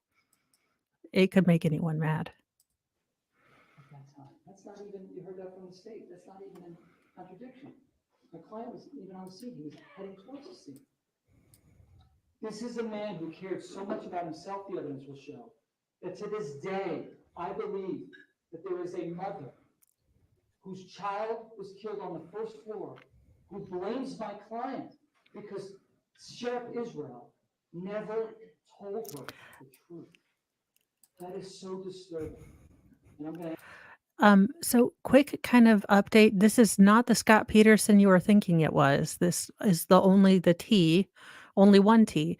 He was the sheriff's deputy that was at the Parkland school shooting. Now they are doing a weird, and MLS Law will try to jump in, or we might have a stream at some point together, because they are using a very interesting legal maneuvering to get him as 7 counts of child neglect because he is a school resource officer. He arrived 2 minutes in to the 6 to 7 minute attack, and they are claiming that because he failed to go inside, he is responsible for child neglect for those people that were murdered on the top floor.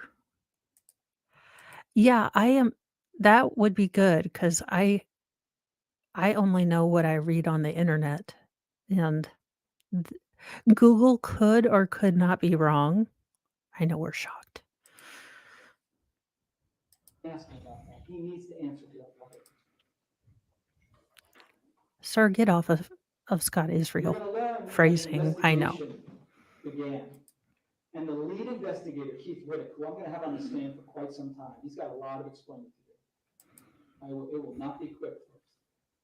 Just a little taste.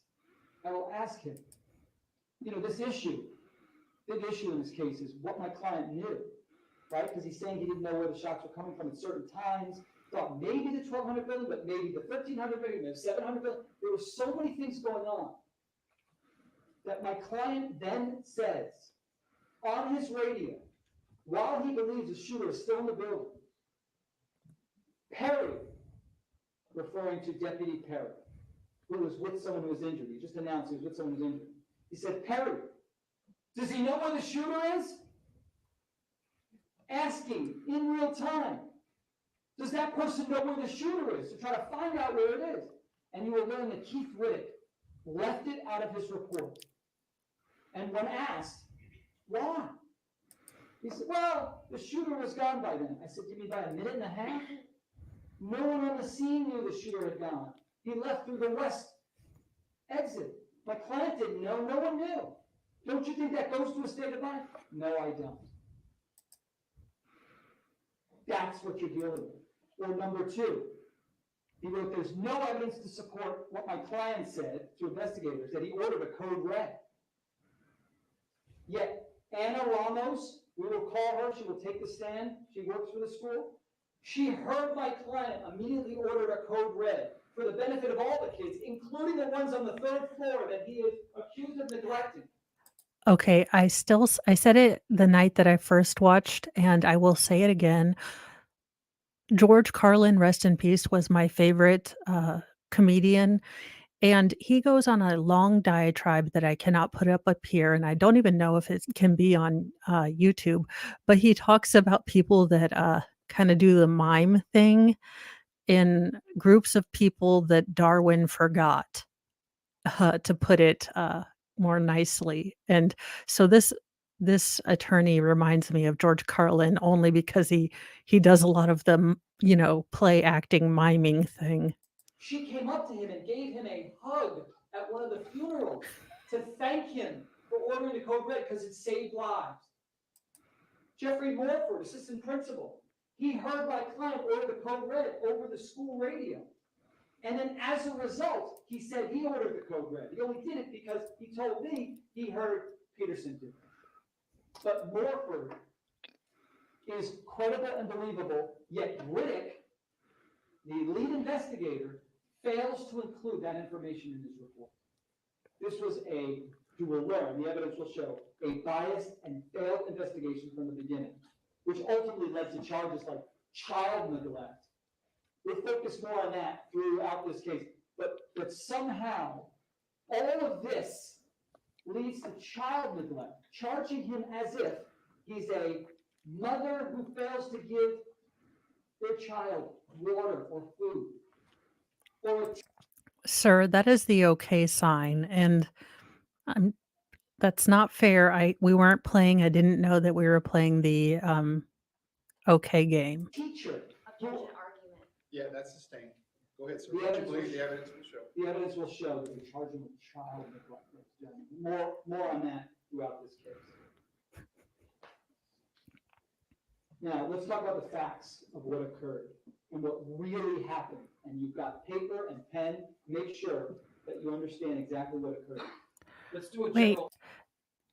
I'll have to look this up, but MLS, I thought we weren't supposed to take notes and things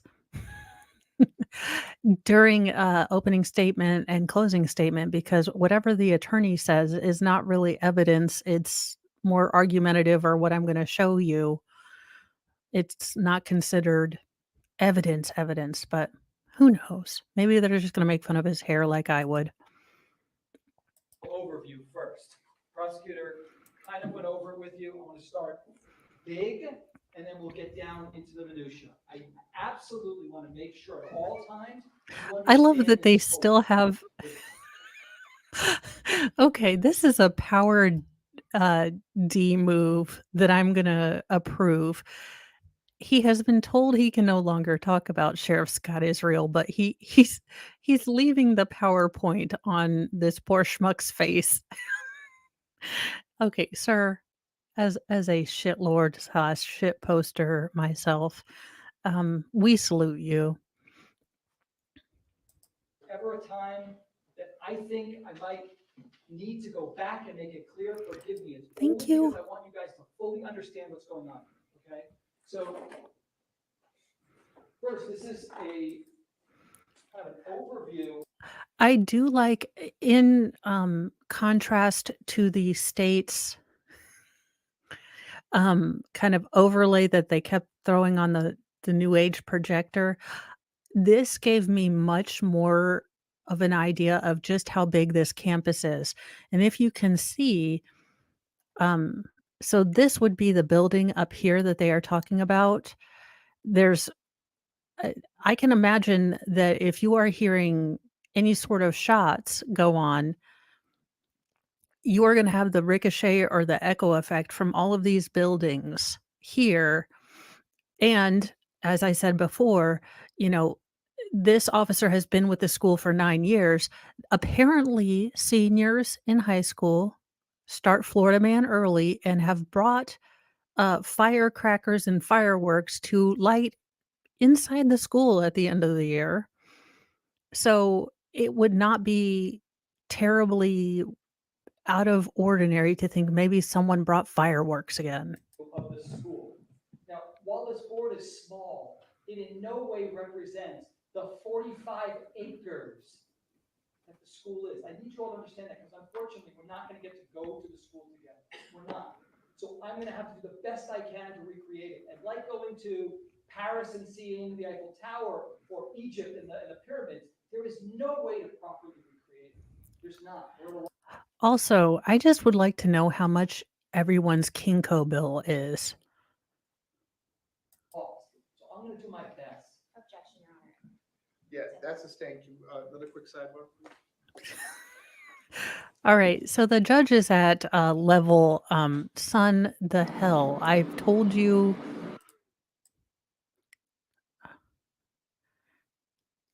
I'm trying to get it. This is building number one. Let's start there. Building number one is where my client's office is, where it was anyway. Scott's office was, and where he was while he got information that there was firecracker complaint inside the 1200 building. Okay, so understand he's here. Let me stay general. Okay, this is the 1200 building where it occurred. This is literally like a football field. I mean, this is far. Then you have next to it the 1300 building, and then you'll hear reference in my opening and throughout this case, the football field. This is over here. This is literally hundreds of yards away. Hundreds of yards from the 1200. So when you hear, for example, Deputy Kratz, who will testify that he went on his radio during the shooting, while the shooter was actually on the third floor and yells, "Shots fired by the football." I believe there were 8 argumentative objections sustained, but I was not taking deliberate account, and I'm not counting right now. So, but I believe it was 8, and then he was told to wrap it up, son. He was about to get Samuel L. Jackson judge voice, which I would have paid to see. My client's trying to figure out in real time where the shots are coming from. Deputy Kratz is referring to over here, hundreds of yards away, not where the actual shots were coming from. Kratz will tell you with his own words, he literally thought the shooter was 30 feet away from him on the football field. So this is the overview. Okay. Side note, I have to catch myself saying sub-stained sometimes, and I have to remind myself that I am not a sovereign citizen. So, yeah. He has now ruined that word for me. Okay, I'll refer to it if needed, but just so you have a perspective. So my client was here, building number one.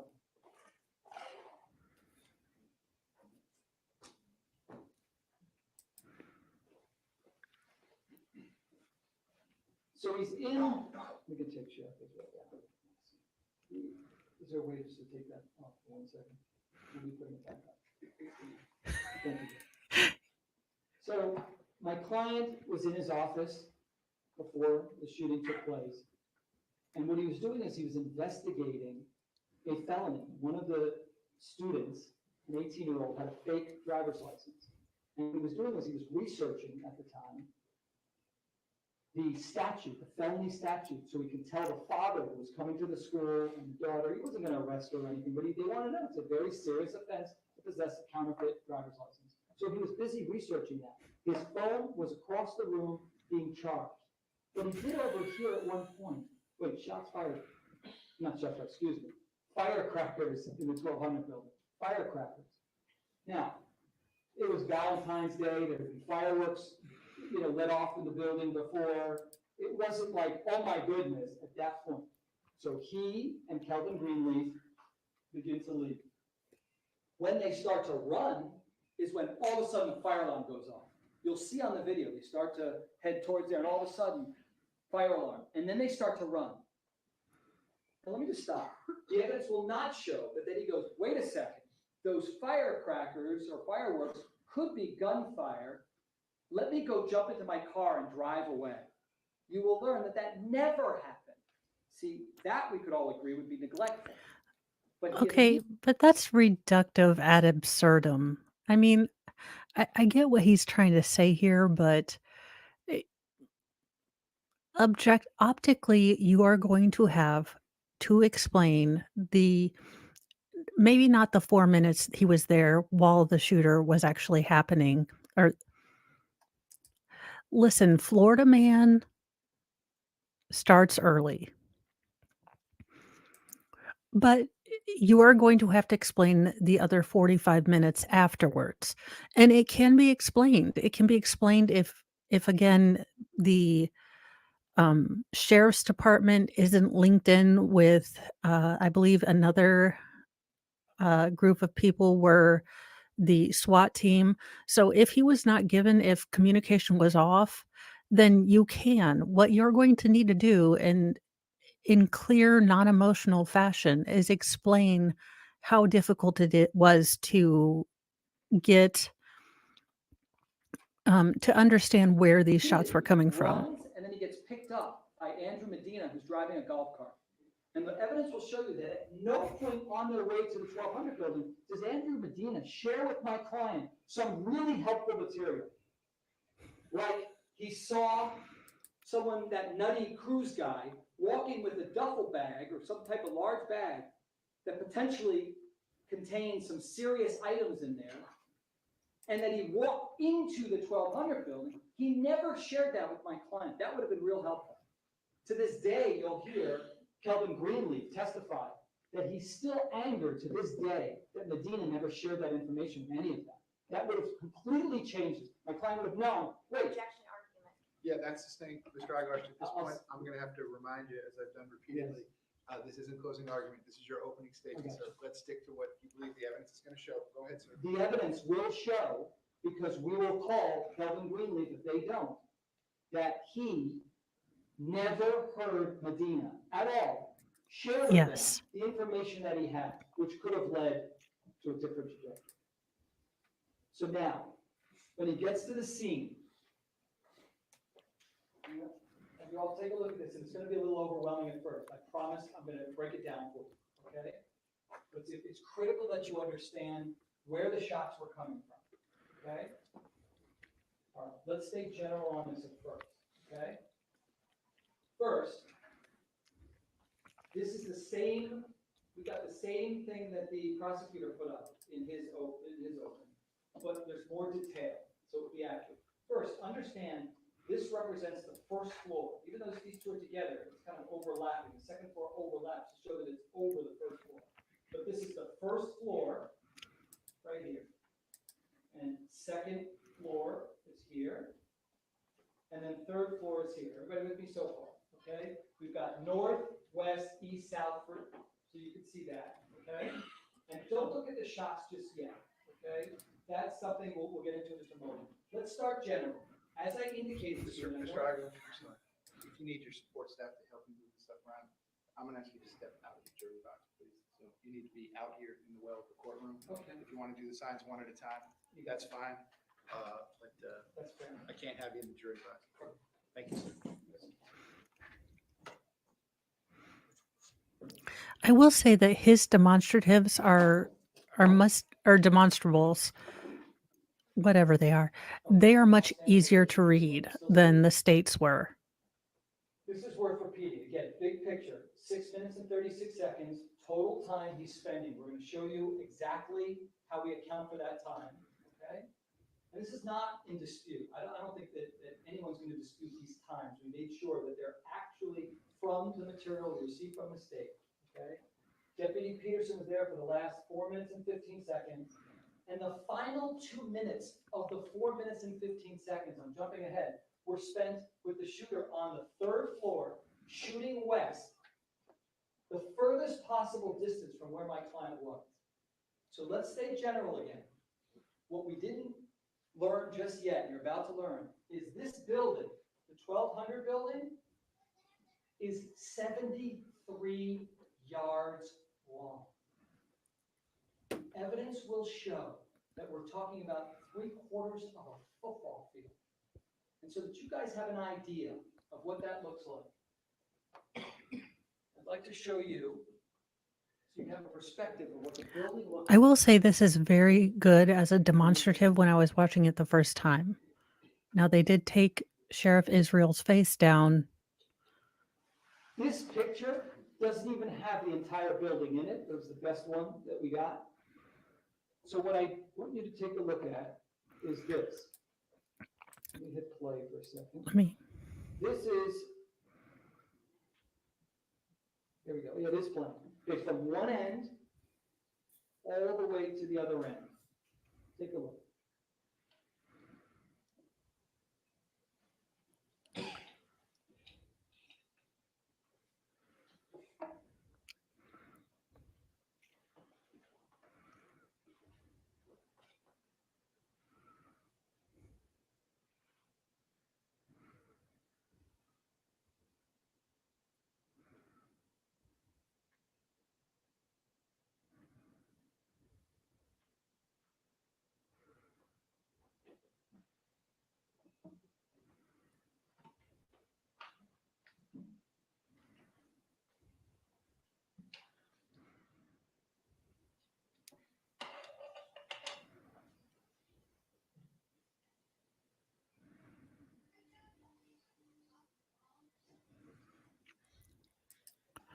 As you can.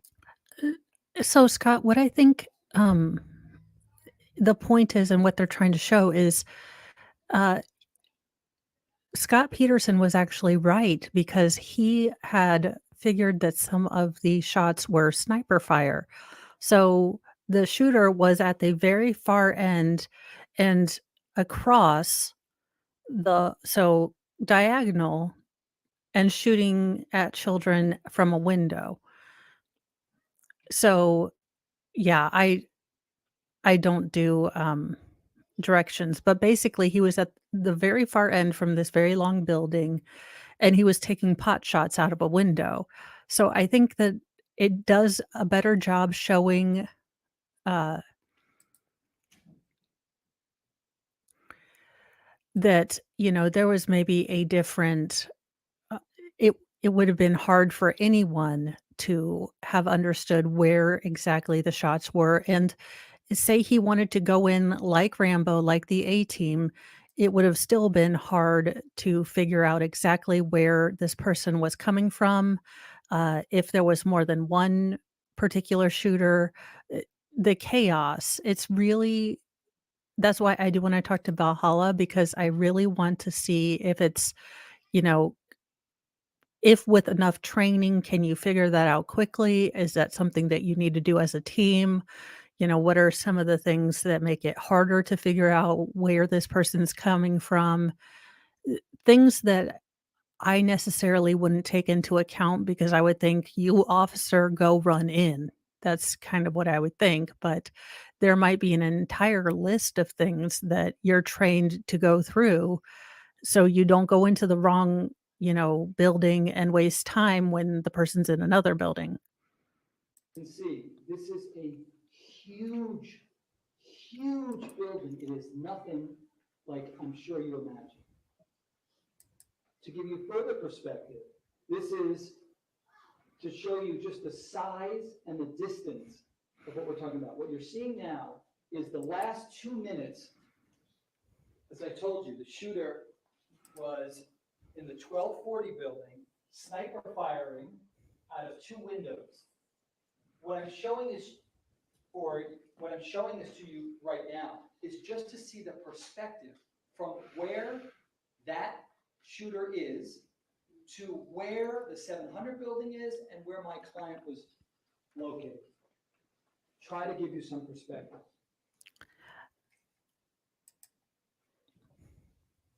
I'll pause it at one point. And by the way, what you're looking at is a recreation done by the state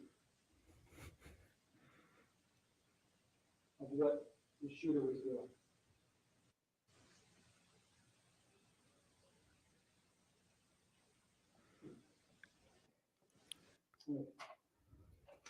Technology. I'm glad that even the court's like, we don't internet. Give me a moment, folks. Where is my intern?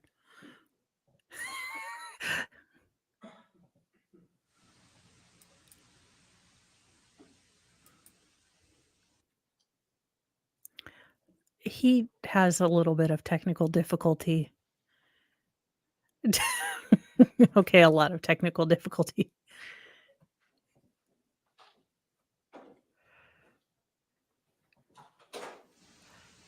I'm just gonna let it run. I will not stop it, but I'll talk over.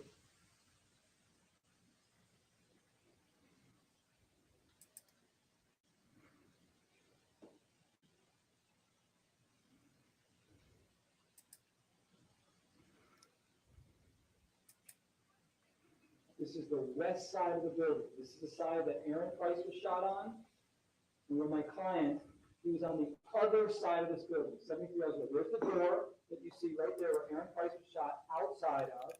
And then all the way in the distance, on the other side is where my client was, and to the right is the 700 building. And that becomes key because a lot of kids come out of that building, hear the same shots my client did, and thought that those shots were coming from a different location.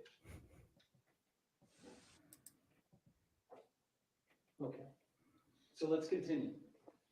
The first shots that my client hears, and you'll be able to see it on the video. Everything is corroborated by the video. The first shots occurred here, 2:23:25. 2:23:25. This is, as you can see, the shooter is pointing his gun west, in a westerly direction. My client, by the way, is approaching the east side door, about to go in to check out a firecracker complaint. Not an active shooter. He was not there during the time that the shooter had made his way through the first floor and killed people. No one went on the radio. You'll be able to see the entire dispatch transcript. No one said, shots fired in the first floor, kids being killed. Nothing. You didn't get any of that. You'll be able to. Now, I will say, I'm kind of buying the Scott Peterson's case. I will say, being in a being out in the country, we are country folk. There is an actual around July, there are times I can't figure out if people are celebrating or plinking, if you will, or doing, just using firearms, as is their wont to do on their farm area. So they sound relatively the same, but I would think as an officer, if you hear fireworks, your spidey sense would start to go off. I could be very, very wrong. But if it were me and I was a police officer and I know that things sound very similar, if I heard firecrackers, in the back of my mind, I'd be thinking there is a possibility that this is not a firecracker. See, you'll read it yourself. He gets there, and both him and you'll hear from Greenleaf, they believe they're investigating a firecracker complaint. Because the door was opened, shots get fired. My client hears a loud boom. He doesn't think, wait, kids are being killed in the 1200 building. He just hears a loud boom. The first thing he does is he's approaching the door. He never opened up the door. He never got to, if he did, if he ever looked in the window or got close enough to do it, he probably would have seen the carnage that was created by Cruz. but he didn't get that chance. He walks close to the door, he hears those shots. The Las Vegas shooting, you will learn, just occurred months before. So sniper fire is one of the possibilities. You hear shots from outside. He feels vulnerable.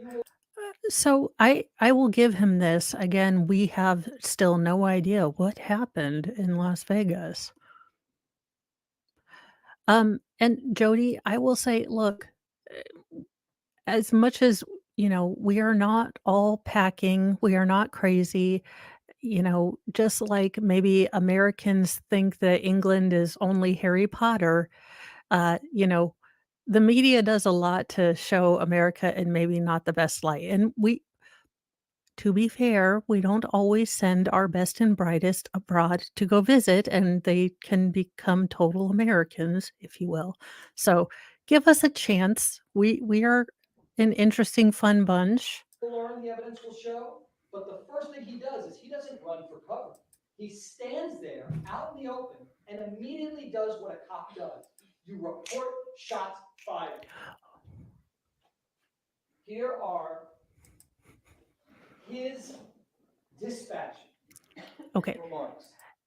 Billy, but we're not all Yosemite Sam or, oh gosh, the guy from The Simpsons from Texas, and he challenged everyone to duels. We are not those caricatures, but yeah, most of the people that conceal carry, you will never know. They don't advertise because that's, concealed. But what are you going to do? People are weird. And the first one he makes No. at 2:23:26. Note that it was 1 second. 1 second. No, I know. I know the kind of view of Americans being, well, Americans. So I was just saying, if you're scared to come over, we're semi-nice, we're mostly nice, and we're all fairly awesome. Okay, 87% of us are awesome. I didn't take it badly. And after Aaron Weiss is shot from outside, my client immediately gets on his police radio and he says, be advised, we have could be firecrackers. So let's start there. 4 minutes and 15 seconds, the evidence will show, starts to tick when he gets on the scene. He's only got 4 minutes and 15 seconds to get to the shooter and neutralize the threat. But what you're going to learn is he's still struggling with, firecrackers? And then he says, I think we have shots fired, possible shots fired. And 1200 building is a reference because he's standing 10 feet from the 1200 building. You will see a couple of references to the 1200 building, and the evidence will show that that is his positioning at the time. Not, I'm hearing shots fired with certainty from inside the 1200 building. He never says that. The closest he gets, as you will see, is by inside. He's struggling. When he hears more shots, you will see, the evidence will show, that one of the options is it's by the 1200 building, because the building's 73 yards long, and that contains a large area, and also possibly inside sniper firing, which is exactly what it turned out to be.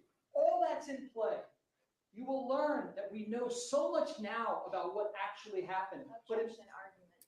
Yeah, that's sustained, sir.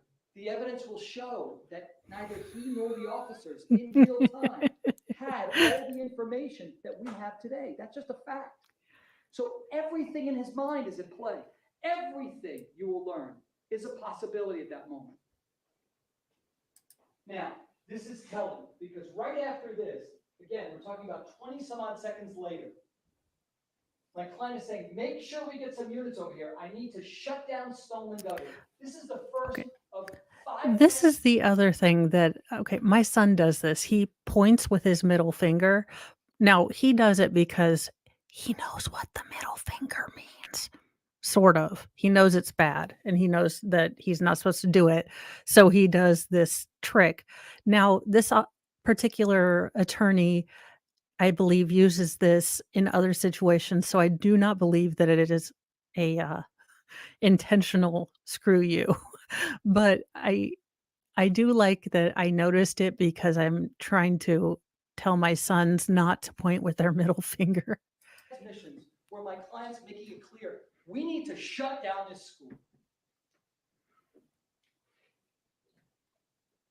He doesn't say we need to get into the 1200 building because kids are being killed.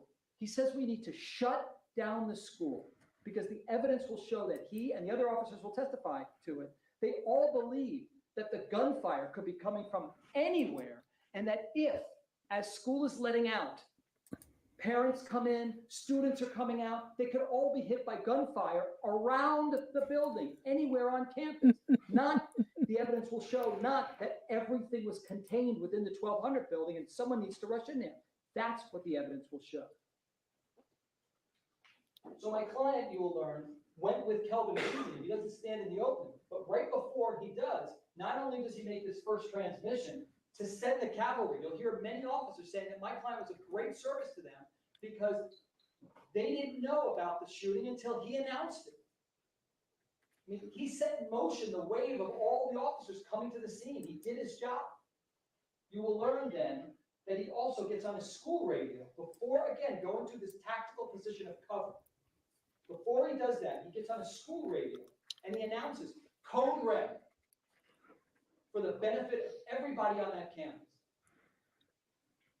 Then he doesn't stand out in the open, you will learn. He goes and he makes sure that he and Kelvin Greenleaf are protected over here because you will learn that both of them, Kelvin Greenleaf will say, listen, you don't stand out in the open. In fact, my client even said at one point to Kelvin and others, get away, get out of the way. I want to highlight just some of the other things that my client said in real time, and I also want to go into greater detail. Also, you guys, I would like you to note the massive either Mr. Lawyer Man did not look and edit his messages before he sent the intern out to blow this up into a big old poster, but there is all the correcting thing and the additions and everything. Yes, I will. Sorry about that, Cindy. I know that's really hard, and hopefully you will get good news, good results, and we will keep you in our thoughts, and me, I will keep you in my prayers. During the trial, okay, about what each of the shots meant and what he was thinking throughout this. But ultimately, you will learn that there was literally 34 seconds from these shots to here for my client to have gotten up and then somehow neutralized or killed the killer. You will learn that it took a SWAT team of 12 people 30 minutes to clear the first floor, second floor, because you don't just go running into the third floor and kill the killer. The evidence will show that the SWAT team had to first go through every classroom. It took them 30 minutes to clear the first floor, second floor, third floor. The evidence will show that Okay, so I've been wrong. I've been presenting it as it took them 30 minutes to clear the first floor. Basically, it averaged to about 10 minutes per floor. So that makes a little bit more sense. Because I was thinking, good Lord, that means it took them almost an hour and a half. But yes, 30 minutes makes more time or more sense. Where precisely the shots were coming from at 4 minutes and 15 seconds when that started, there is no Another okay way sign. he would have made a difference. No way. Objection argument. Yeah, that's sustained. The evidence will also show Notice the lawyer doesn't that even from stop. here, from the officers who are over here, west of the building, that even when the shooter was in the middle of the third floor, that these officers thought that the shots were coming from a different location, outside, not inside. Just a few more transitions I want to go through, and again, we have the whole trial to be together and go through everything. I want to bring it all out. He just said he was going to go through transitions. I'm kind of hoping that he's a closet furry, but I would love to know his persona. The fact that I know that word means that the internet has ruined me. Not my opening, we'll get to it. Okay? I'm anxious for you to hear the evidence. Okay? My client is saying, we don't have a description yet, we just hear shots fired, appears to be shots fired. Again, you see him trying to lock down the school. Get the school locked down, gentlemen. Get it locked down. What that's doing, the evidence will show, is it's keeping officers and people away. Now, did that turn out to be, in retrospect, the evidence will show the wrong decision? Objection, Your Honor. Oddly same. Yeah, that's sustained. Ladies and gentlemen, the purpose of these opening statements is just to give you a preview of what the lawyers believe the evidence will be. Mr. Agash, I'm going to admonish you at this point. Please refrain from any further argument. Continue and/or conclude your opening statement, please. Thank you. You will hear officers testify that in what You know, I will say he's really good at changing the words that were going to come out of his mouth because I would have to do a little bit of a buffer. He seems, I, I am the queen of the unfortunate pause. Um, I love you guys. You are here in the pettyverse, ready to roll into the universe of petty. Yeah, I have never heard this many objections in an opening argument before. Or maybe opening statement. Maybe they are correct. Maybe it is more protocol that at the end for closing statements, they're more of an argument. I am not quite sure, to be very honest with you. shutting down the school, officers didn't get in. And in retrospect, they will tell you that Objection, argument. Yeah, that's sustained. That's sustained. Go ahead, sir. Right. So again, at 225:56. So much. During while the shooter is shooting. My client's saying, we're locking down the school. We're locking it down. He's recording. I hear shots fired. So this allegation that he doesn't then include that he heard extra shots, it's right there. He's telling you, shots fired. And this is key. This is why I put it in red. My client said at 2:28. So we're talking about literally 25 seconds after the shooter was done shooting, but understand something, the evidence will show. My client didn't know, nor did any of the officers know, that the shooter was gone. He slipped out, you will learn, to the west side door, the opposite side that he came in, and blended in and got away. So all the officers are thinking for quite some time that the shooter Facts not in evidence that that Nicholas Cruz ever blended into anything. or shooters, and by the way, no one knew it was just one. You'll hear from the officers saying there's the +1 rule, that if you think there's one, think that there may be two. If you think that there's three, there may be four. So understand that the evidence will show now we know there's one twisted monster, but at the time they're thinking there may be multiple. That's what the evidence will show. But here's what my client says. Do not approach the 12 or 1300 building. Stay at least 500 feet away at this point. You will get to decide why my client is including the 1300 building instead of just saying 1200 building. He's also saying, Perry, does he know where the shooter is? Asking in real time, does he know where the shooter is? You will learn that the lead investigator, he will tell you that he left that out of his report because he didn't think that was relevant. Lockdown right now. Nobody's leaving the school, my client says. And still, look at this time. Side note, y'all, how much trouble did the little intern get because attorney man did not proofread his file before he sent it to the printer and then, had all these mistakes in it.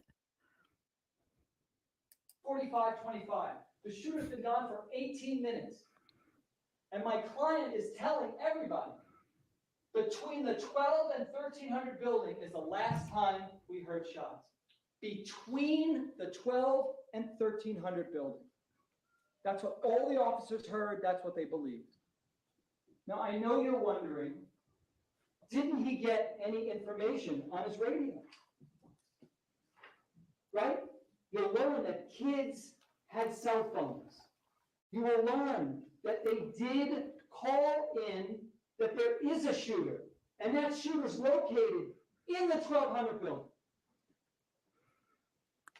But you will learn Focus. those calls went to Coral Springs Police Department, not Broward Sheriff's Office. You will learn that nobody conveyed the information that went to Coral Springs Police Department with the Broward Sheriff's Office.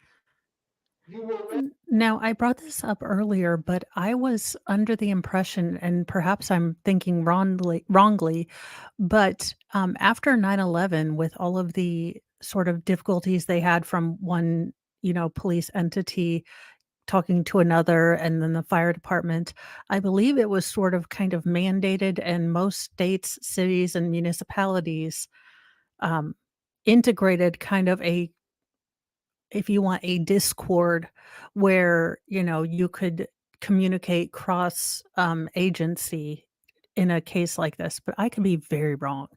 Yeah, I'm kind of wondering it. Okay, to me, and this is just my opinion, I think the parents are pissed that Cruz didn't get the death penalty. And if my child was hurt, I don't know that I wouldn't want someone else to blame too. So I understand the human desire to do that. I don't think that this case has merit. Learn that nobody ordered that the radios be patched so that two agencies who are supposed to be He working is together could the know head all of the the same mime school. information. You will learn that Coral Springs police officers knew certain information because those calls came in to Coral Springs. But that the Broward Sheriff's Office officers, like my client, you will see what they learned, and at no time did they ever inform him that there were shots fired inside the 1200 building and that children were being harmed. Even Sheriff Israel will come and tell you that that was a colossal failure that hindered my client. Oh my goodness. Sir, we understand that you and Scott Israel maybe got into like a no hold stake poker game and he won the deed to your boat, but let's get off of him and phrasing. He will also But admit to you that the the radios that they were using failed miserably. Meaning officers, you will learn, will come in here and say that they were trying to communicate with fellow officers and that the radios were throttling. So when they would try to make any type of announcement or hear things, yeah, it was, one officer will testify, it was like having a brick in your hand. Yeah, they have good training to learn, what the but hell, they never Court have TV? training where their radios don't work. You will learn that officers will say, yeah, they have training, but they never have training where you have no idea where the shooter's located, just a general area. I have to I mention know. Denise Reed, because the state still, they Oh, read her. so spoiler alert, he has another hate boner for this woman, and with good reason if this is what she did and it can be proven, because this is a whole lot shady. Name is somebody they might call. And if they do, I will tell you, this is a assistant principal who may testify, and she may tell you that during the shooting, allegedly, she got within 15 feet of my client and allegedly claimed, hey, there's shooting going on, whatever she's going to say. I don't know exactly what version she's going to give to you. But something like indicating that my client must have known then that shots were coming. Ladies and gentlemen, the evidence will show that there is a video showing her movement down the hallway, and you will see for your own eyes that in spite of her giving that sworn testimony, that she had this contact with my client, she literally is walking without breaking stride and then goes into the band room and stays in there during the whole shooting. You can clearly see with your own eyes she never, ever had any contact with my client, in spite of what she may allege if the state calls. Swear to goodness, if this woman, oh, damn it. I did not need that thought in my head, and now he will forever be Chris Cuomo. At least he doesn't have the nipple piercings that Andrew does. Listen, I don't care what you do, but if you're gonna get those nips pierced, sirs, don't wear a tight polo shirt. But, yeah, if this woman did that, she is hella shady and rightful. You have permission to have a hate boner, your lawyerness. Ladies and gentlemen, as I conclude, I want to briefly touch on the perjury count, just for a moment. Detective Curcio will testify that when my client came in for this interview, it was 2 days after the shoot. No. He wasn't under investigation at all. That didn't come until Okay, look at any of Andy Cuomo's, disgraced mayor or governor of New York. Look at any of the, interviews he does where he's wearing a polo shirt that is maybe one size too little for him. There are why I focus on his nipular area, I don't know, but it does appear that he has barbells there. I mean, oh, for the love of all that is Salvador, we okay. But yeah, i in defense of having to listen to Andy Cuomo, I started looking for other things. a year later were charges brought. So It he is comes now in, lore, I will Detective keep that in Curcio, mind. the detective in the Nicholas Cruz homicide case. So my client, being a witness, has to be investigated. My client wasn't on the hot seat at the time. My client had no reason to think that he was going to be in trouble at all. The evidence will show that there were just questions asked. So what happened? What did you see? What happened? And specifically, Detective Curcio will tell you that he asked this in a chronological order. Like, okay, so when you got to the scene, you get to that building, how many shots do you hear? My client said 2 to 3, because it's exactly how many he heard. And we know that because the first shots he hears is Aaron Price being shot. He was shot 2 to 3 times. That's the perjury count. Detective Curcio will tell you that he never then asks my client, how many total shots did you hear from beginning to end? He will tell you, yeah, I didn't think that question was necessary. That's the Was it 39? 1, 2, 3, 39? Oh, the unfortunate pose. You know what? I'm going to need to learn from David how to crop out these unfortunate pauses and just do a collage. perjury count. The second part of the perjury count is they claim that my client saw some kids leave the 1200 building. While my client's on his radios, while he's telling kids in the 700 building, stay back, while he's doing about a million things with the stress of the world on his shoulders, Objection argument. Yeah, that's sustained. the evidence will show that they're claiming my client didn't see kids running out of the 1200 building. I'm quite certain you will not see any video of those kids actually leaving. I would imagine if they're representing it, that kids did leave the 1200 building. He told Detective Curcio he didn't see kids leaving the 1200 building. There will be no evidence that those kids ever came up to my client or had blood on them or something to indicate that they need to be spoken to or investigated. The evidence will show he didn't lie about that at all. Another charge for which he did not commit. Objection argument. Yeah, that's sustained, Mr. Aguilar. Amended. Because of your continued objectionable comments, I'm going to ask you to conclude your opening statement at this time. Go ahead, sir. Judge is in Judge Samuel L. Jackson mode. He has been given enough nice judge, um, chances. He is on full, okay, well, you're done now.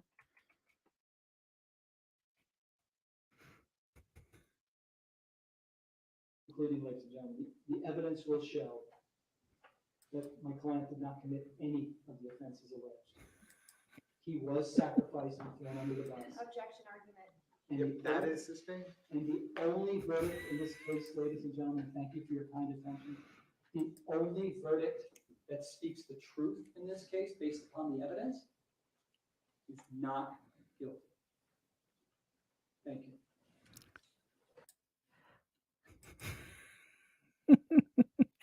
All right, guys. So those were the opening statements.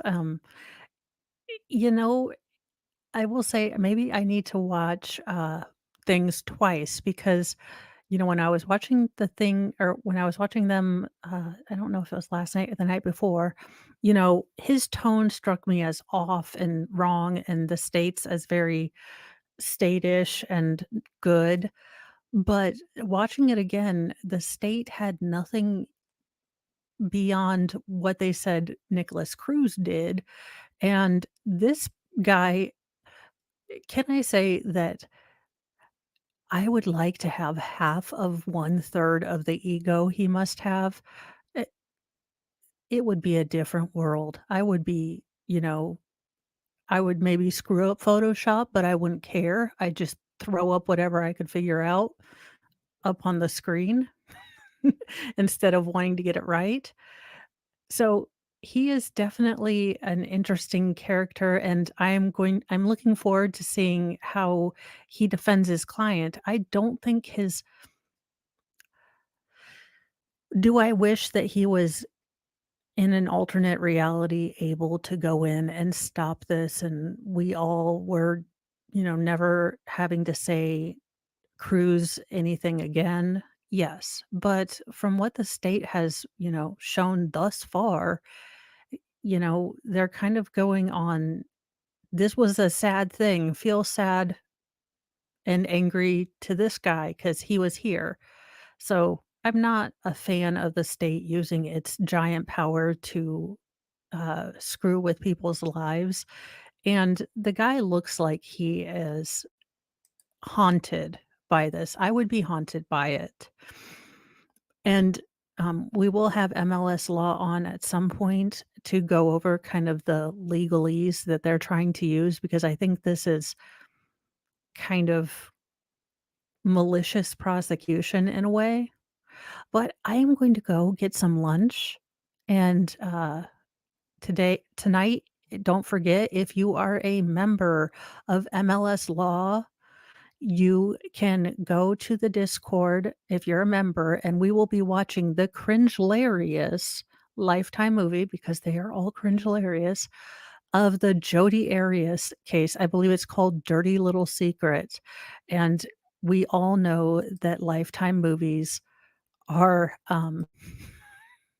are completely accurate, and if Judith Light says it happened and Meredith Baxter Birney seconds, then that is the only truth that I listen to. So, please like and subscribe. Salvador will be there. Uh Oh, I know. Listen, you guys, this was a pretty heavy case, especially with the state opening, kind of going over the Nicholas Cruz case instead of the real thing. If you need to detox before the movie night, watch the Lori Vallow Lifetime movie because it is chef's kiss cringe, like cringe to 110. And I'm here for it because I love cringe. Well, I will see you all later. I don't watch Hallmark. Hallmark is a bridge too far for me. Every single one of them is a single mom, trying to run her own bakery. Her husband, like, runned away, and the bank man comes in and saves the town even though he really was gonna take they're all the same damn movie. I tell my mom this every time, and she looks at me like I need to be sprayed with holy water, so what are you gonna do? I know, my mom's like, "I wanna see your channel." It's like, "No, I make fun of you a lot. I don't have a channel. I don't know what you're talking about." We do all want just a man in flannel. Bye, guys. Yeah, like, please like and subscribe. Tell your friends. Subscribe your enemies if you want. They get to listen to Mo-isms. Yeah, well, Lifetime, there's a formula that works, and Lifetime found it, and so did Hallmark Movie. And I will see you all later, hopefully going over the first week of this trial. Bye, guys.